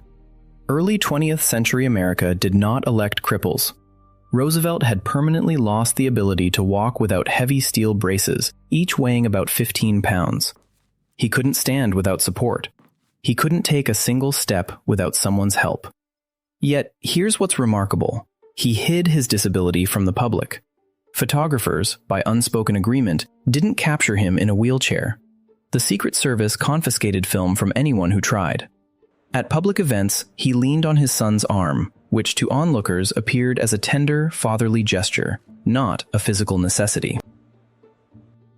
But the illness did something to Roosevelt that Harvard never could. People who knew him before and after all said the same thing. Polio transformed a shallow, confident aristocrat into someone who could truly listen, someone who could empathize. Years of battling the disease, countless hours spent in mineral water pools in Warm Springs, Georgia, where he swam alongside poor people who couldn't walk either, gave him something no Hudson estate ever could. The experience of helplessness. The understanding of what it's like to depend on others and not be able to stand on your own. Simply put, he felt firsthand what it means to lose everything. And when, in March 1933, this man stood up, supported by steel braces and his son James, before the microphone at his inauguration, he faced a nation that simply couldn't rise. 12 million people were out of work. 5,000 banks had collapsed. Farmers burned their wheat because it cost more to haul it to market than the wheat was worth. America was paralyzed. And the paralyzed president felt it, not just in reports or numbers, but in his very body. You might think the country needed an economist, a financial genius, someone who understood money supply, credit multipliers, and gold reserves. Herbert Hoover fit that description perfectly, a brilliant engineer, organizer, technocrat. But he lost. For 4 years, his administration tried to fix the crisis with technical solutions, balancing the budget, sticking to the gold standard, avoiding market interference. Each step made sense on paper, but each one made things worse. Then came a man who wasn't even an economist. He was a politician. And he grasped something that the financiers missed. By March of 1933, America's problem wasn't economic, it was psychological. People stopped putting money in banks because they didn't believe the banks would reopen tomorrow. Banks stopped lending because they doubted borrowers could repay. Borrowers avoided loans because they didn't believe they'd find work. A vicious cycle of fear. Breaking it wouldn't take economic calculations. It needed action. On March 4th, 1933, during his very first day in the White House, Roosevelt did something that left bankers absolutely stunned. He shut down every single bank. All of them. Every bank in the United States received orders to lock their doors and keep them closed until the government said otherwise. They called it a bank holiday, which sounds almost lighthearted, like the banks had gone off to the beach. But in reality, it was an act of breathtaking boldness. No president in the country's history had ever done anything like it. Roosevelt understood one thing clearly. If the panic dragged on even one more week, there would be nothing left to save. Every day, depositors were draining millions from banks. Every day, another bank collapsed under the pressure. He needed to stop the bleeding, even if it meant shutting down the entire circulatory system. In his inaugural address, he uttered a phrase that would define an entire era, a new deal for the American people. He called it a call to arms, not just a metaphor, but a literal comparison to military mobilization. The country was at war, he said, but the enemy wasn't a foreign army, it was fear itself. The only thing we have to fear is fear itself. That line echoed through 60 million radios across the nation, and something shifted. What followed became known as the first 100 days. 100 days that would forever change how Americans measure their presidents. Even today, every new occupant of the White House is judged by those first 100 days, and few ever live up to the original. Roosevelt and Congress were churning out laws as if the brakes on the legislative machine had failed. They created the Federal Deposit Insurance Corporation, the very agency that still guarantees Americans' bank deposits today. The Industrial Recovery Act, the Emergency Banking Act, law after law, day after day. In just over 3 months, Congress passed more fundamental legislation than some administrations manage in an entire term. But the most radical move came with abandoning the gold standard. Roosevelt banned gold exports. He ordered citizens to exchange all their gold coins for paper dollars. Then, they gathered every ounce of the nation's gold in one place, the Fort Knox Vault in Kentucky. A concrete bunker with granite walls and a steel door weighing 20 tons. Simply put, the president told America, the gold is no longer yours. It belongs to the government. And from now on, your money is worth exactly what the government says it is. Why did he do it? Because the gold standard was a noose tightening around the economy.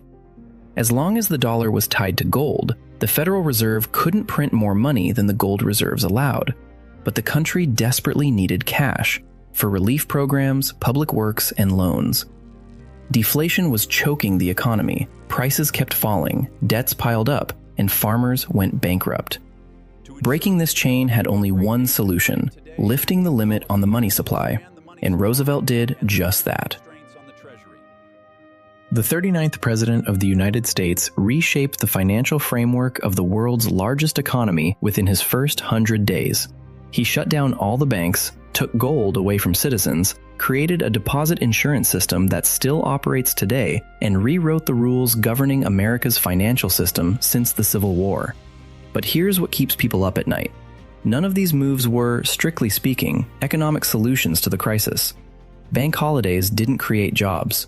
Ending the gold standard didn't feed the hungry. Deposit insurance didn't return savings to those who had already lost them. All that Roosevelt did in those first 100 days targeted one single goal: to convince 130 million Americans that someone had finally taken the wheel, that the ship wasn't drifting anymore. Did he manage to pull America out of the Depression with these measures? That's a different question altogether. But what he accomplished in those first 3 months, the scale of the decisions, the speed at which he made them, the willingness to break rules once seen as unbreakable, still leaves people stunned. A man who couldn't take 10 steps without help made an entire country stand up. Or rather, he made them believe they could stand up. And that belief was about to face harsh reality. The reality hit hard, and it struck in the most unexpected place: food. One of the key programs of the New Deal was called the Agricultural Adjustment Administration. Its purpose sounds so absurd it's worth saying twice. The United States government paid farmers to reduce their planting acreage and cut back production. Not to grow more, not to feed the hungry, but to produce less. Why? To understand, we need to look at the crisis that hit agriculture. By the early 1930s, farmers faced a trap. They were producing too much. Overproduction crashed the prices of wheat, cotton, and milk to levels where the harvest was worth less than the cost of gathering it. Farmers worked all year and still ended up losing money. They couldn't repay their loans. Banks took their land. Families packed up and headed west to California, picking oranges for others. The only way to raise prices was to cut supply, to create an artificial shortage. It wasn't a graceful solution. It was surgery without anesthesia. But the alternative meant wiping out the farming class entirely. And here's where the part of the story that supporters of the New Deal don't like to recall begins. In a country where millions of city dwellers lined up for free soup, the government was paying farmers to destroy their crops and slaughter livestock. Cotton fields were plowed under. 6 million piglets were slaughtered and discarded. Milk was poured into ditches. Grain was burned. This wasn't some hidden operation. Newspapers reported it. Politicians shouted it from the podiums. People went hungry in Chicago, while in Iowa, tractors crushed tomatoes, all because the federal government ordered it.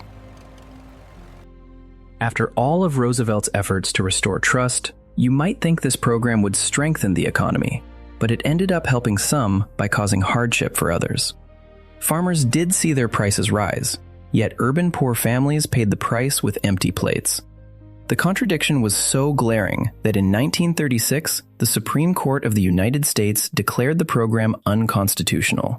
9 justices looked at what the government was doing and said, "No, this isn't allowed. The federal government can't regulate agriculture this way." Roosevelt, however, found ways around it. New laws, fresh programs, new subsidy mechanisms. The core goals stayed the same, but the legal framework changed. This was just one round in a long battle between the president and the Supreme Court, a clash that nearly sparked a constitutional crisis. But that's a story for another time. Here's the real question. Did it actually work? Did the New Deal pull America out of the Great Depression? Textbooks tell a simple story. Roosevelt arrived, launched reforms, and the economy bounced back. You see a smooth upward curve on the graph. But the truth was far more complicated, much more complicated. By 1937, it felt like the worst was behind them. Industrial output was rising. Unemployment was falling, slowly, painfully, but falling. So Roosevelt decided it was time to tighten the belt. The budget deficit had grown too large. Government spending needed to be cut. The logic seemed clear. The patient was recovering, so you could remove the IV drip. They took away the drip, and the patient collapsed. In 1937, Roosevelt's attempt to cut social spending triggered a fresh wave of crisis. Industrial output plunged by 1/3 in just a few months. The stock market crashed. Unemployment surged again. Newspapers dubbed it the Roosevelt Recession, a name laced with bitter irony. The very man who promised salvation had, with his own hands, sparked a relapse. They had to rush back to government spending. Public works again. Employment programs again. Money poured in from the Treasury once more. And that's when an uncomfortable truth becomes clear. By the late 1930s, the United States economy hadn't fully recovered. It was hooked on government spending. Cut back on the support, and withdrawal symptoms kicked in. Roosevelt's reforms changed the rules, built a safety net, and reshaped the financial system. But they couldn't restart the economic engine to run on its own without constant injections. Then a troubling question emerges. If the New Deal didn't pull America out of the Depression, then what did? The answer is known, and it's grim. Many experts believe the American economy only fully emerged from the Great Depression because of World War II, not because of political wisdom, not because of economic theories, but because of the most devastating war in human history. The process was brutally simple. Military contracts flooded the factories. Every shipyard, every steel mill, every garment factory received government orders. Tanks, planes, shells, uniforms, canned food, medical supplies, all had to be produced on a scale unimaginable in peacetime. Unemployment? It vanished overnight. Millions of men were drafted into the army. Literally, those who once waited in line for free soup now stood in formation. Those who couldn't find factory jobs suddenly worked 3 shifts a day because the plant was churning out bombers for the Pacific Front. Government spending, which conservatives had long wished to cut, soared to astronomical levels. But now, no one argued about it. War was underway. Budget deficits? Nobody cared. National debt? That could wait. Inflation? They introduced ration cards. The war gave the government a moral license to spend whatever was necessary, and that spending finally reached the level that allowed the economy to run at full throttle. This creates a paradox that's hard to ignore. The New Deal reforms, all those public works programs, bank regulations, and farm subsidies, were essentially the right medicine, but only in homeopathic doses. They treated the symptoms. They eased the acute pain. They kept the patient alive. But full recovery demanded a shock of such magnitude that no politician could dare deliver it during peacetime. If Roosevelt had walked into Congress in 1934 and said, "We need to increase government spending tenfold," they would have laughed him out of the room. More likely, they would have impeached him. But when Japanese planes attacked Pearl Harbor in December 1941, ramping up spending 10 times over wasn't a luxury anymore. It was a matter of survival. War accomplished what no economist could. It handed the government a blank check. So, who really pulled America out of the Great Depression? Was it Roosevelt with his New Deal? Or was it Hitler and Tojo who unleashed the global war? The question sounds provocative, but the economic facts don't lie. In 1939, unemployment in the United States still hovered around 17%. After a decade of the Depression, after 7 years of the New Deal, 17%.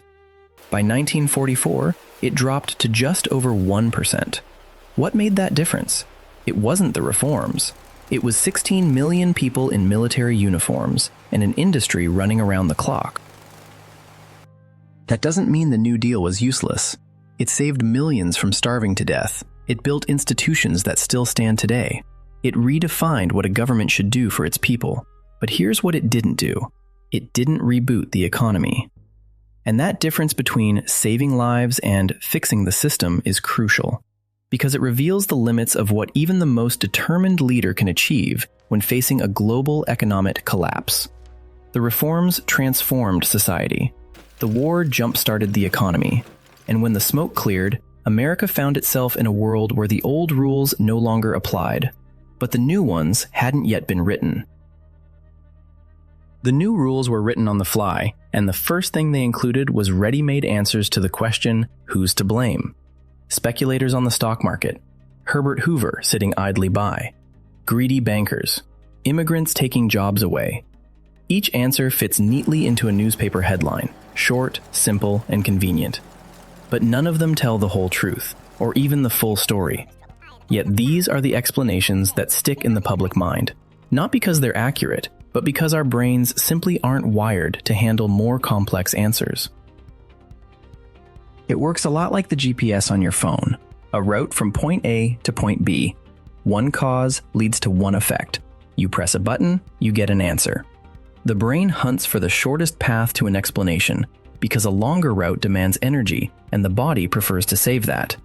Evolution didn't prepare us to analyze complex global financial systems. It prepared us to make quick decisions. There's a lion, there's a tree, climb up. The lion is a clear threat. The tree is a simple escape. Our entire cognitive setup is wired for this kind of thinking. So why have the myths about the Great Depression proven so persistent? Because the real explanation can't fit into a headline, a campaign speech, or even a school textbook. The truth demands that you juggle international debts, banking system flaws, political pressure from voters, mistakes by the central bank, crowd psychology, and the aftermath of a war that ended 11 years before the crash. Try cramming all that into a single paragraph. It won't work. Our brains resist. They want a villain with a name and a face. They want a hero with a name and a face. But the idea that between the villain and the hero stands a system made of 1,000 interconnected parts, well, that's boring, dull, and doesn't spark emotion. But wait, if the causes of the disaster were so complex, why didn't anyone see them coming? Some did. They spoke up, and they were ignored. 1919, Paris. The Palais d'Orsay, overlooking the Seine. 36-year-old British economist John Maynard Keynes sits at the negotiation table as a representative of His Majesty's Treasury. He watches as the victors carve up Europe. What he sees horrifies him. The Treaty of Versailles places full blame for the war squarely on Germany, no exceptions. They stripped her of colonies, seized her merchant fleet, and confiscated coal and iron ore mines. On top of all that, Germany is forced to pay $33 billion in reparations. $33 billion in 1919 dollars, an astronomical amount. To put it in perspective, the entire federal budget of the United States that year was just about $6.5 billion. In other words, Germany faced a bill equal to 5 annual budgets of the world's largest economy. Keynes slammed the door, literally. He left Paris without waiting for the treaty to be signed. Then, in just a few months, he wrote a book that bluntly stated, "This treaty locks in the economic shocks of war during peacetime and plants the seeds of future conflict." Not might plant, not there's a risk. It plants them, right now, like a diagnosis. Honestly, every time I reread this text, I'm amazed.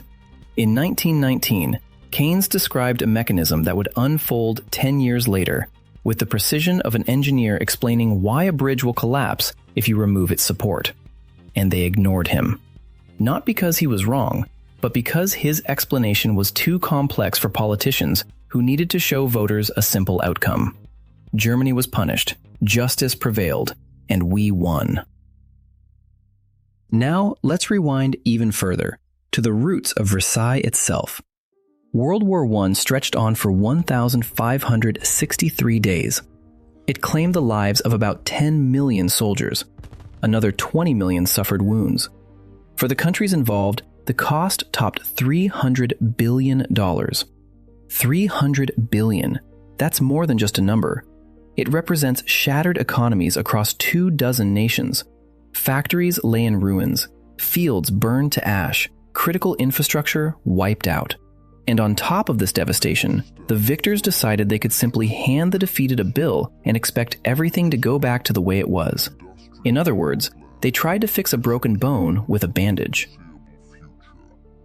So who's to blame for the Great Depression? It's easy to point fingers at the stock speculators on Wall Street, but those speculators operated within a system built by bankers. The bankers followed rules set by politicians, and the politicians acted under pressure from voters who demanded simple answers.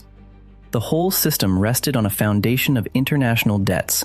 Debts born from a war started by diplomats who were convinced it would be over by Christmas. There's no single culprit. Everyone shares the blame.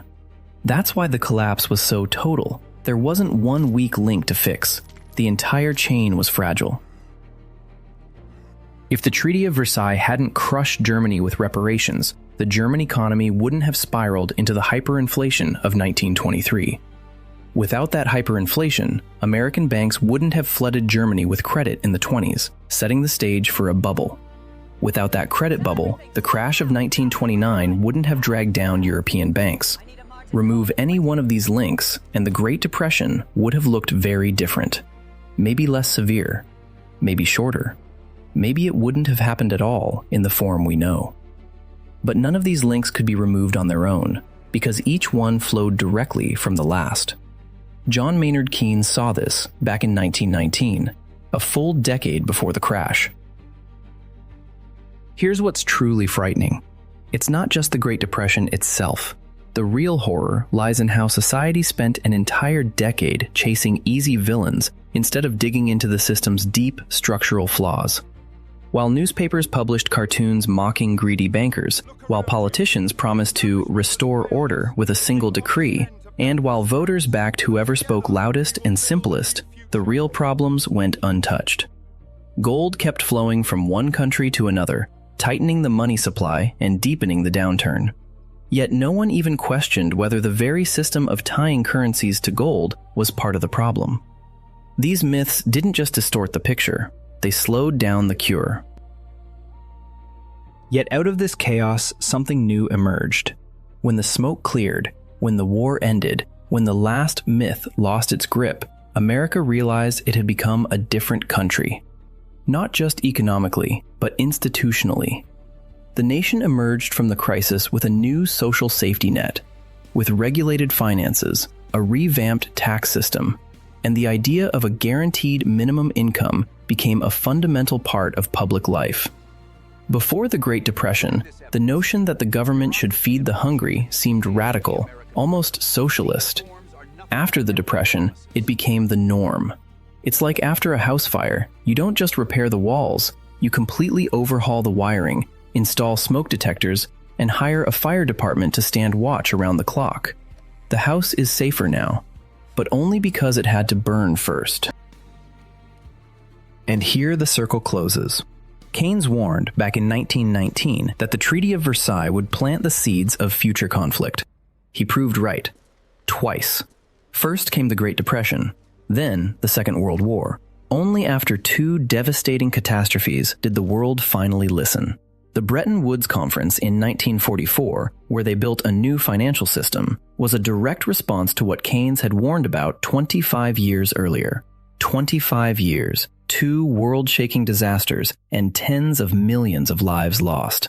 That was the cost of choosing a simple answer over a complex one. We didn't dissect these myths just to set the historical record straight. This story carries a clear lesson. Every time society chooses a simple villain over a nuanced analysis, every time a politician promises a quick fix for a complex problem, every time a newspaper headline replaces real understanding, we repeat the same mistake. Not because we're dumb, but because that's how our brains work. Lion and tree, villain and hero, button and answer. The Great Depression lasted so long not because there weren't smart people. It was because no one listened to them. Their explanations were too long for a headline. The most dangerous rules are the ones everyone believes in. Not because they're bad, but because no one checks if they still work when circumstances change. The gold standard is a perfect example of this. Here's how it was supposed to work. Every currency was tied to a fixed amount of gold. The dollar was worth so many grams, the pound, a different amount, the franc, yet another. Gold flowed between countries, balancing trade naturally. It sounds neat, logical, even elegant. Like an autopilot for the global economy, you take your hands off and the system drives itself.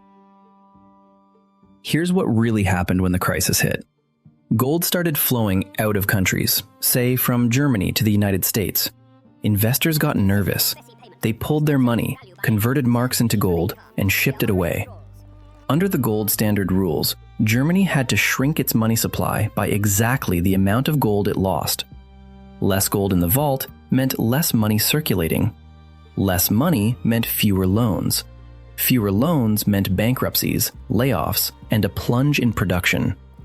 The gold standard, which was supposed to stabilize the global economy, became a machine fueling the crisis.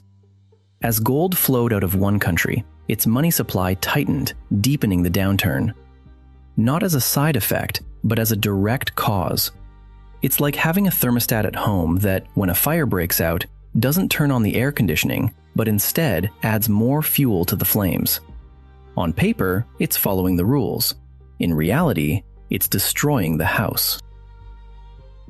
Here's what strikes me when I read documents from that era. People saw the system was broken. Economists wrote articles. Bankers whispered among themselves in private meetings.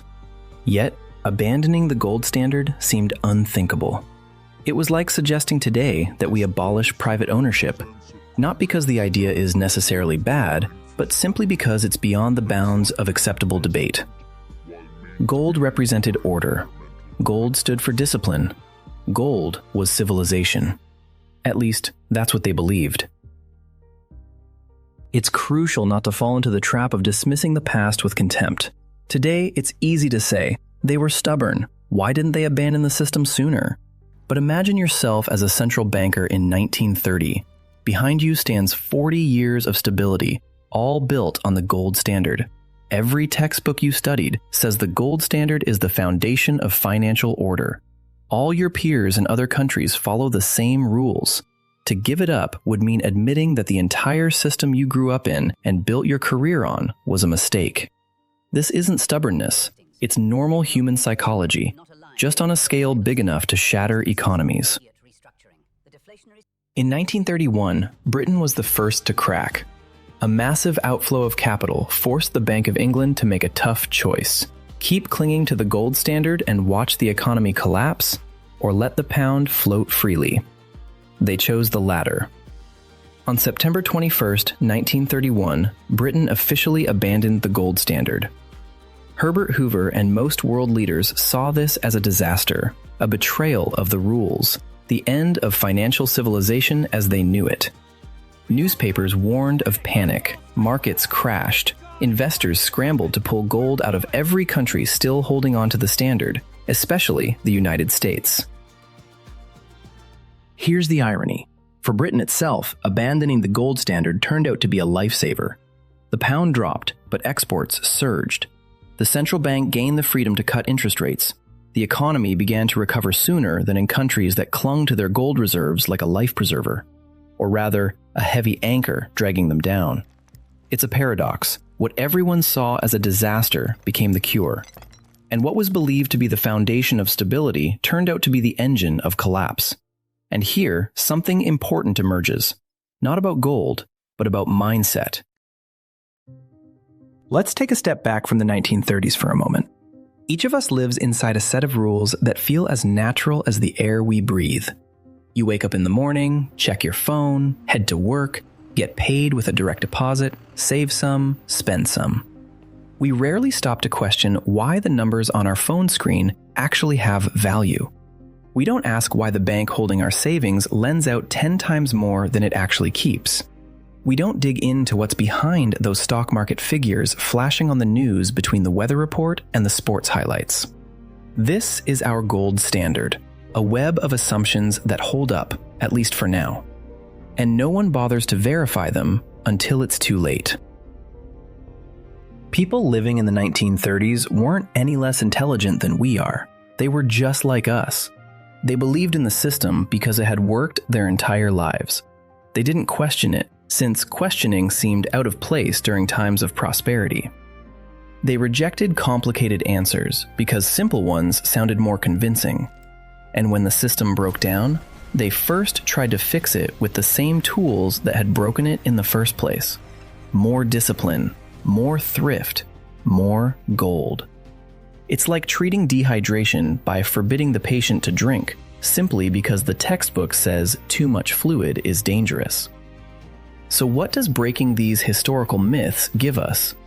It's not the satisfaction of feeling smarter than those who came before. We aren't smarter. It gives us a tool, the ability to recognize when a rule made for one set of conditions starts to do harm in another.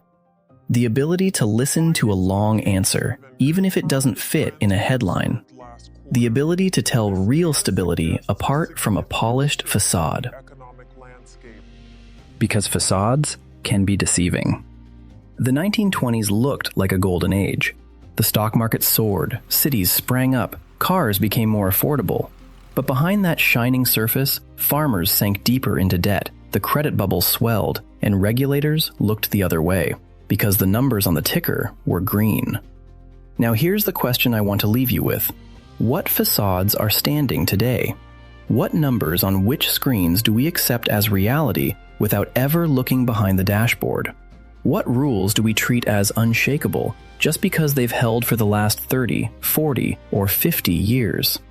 I don't know the answer, honestly. If I did, I wouldn't be writing scripts. I'd be trading on Wall Street. But here's what I do know. Every major crisis in history didn't start because people failed to see the problem. It began because seeing it was inconvenient, indecent, unprofitable, out of step with the times.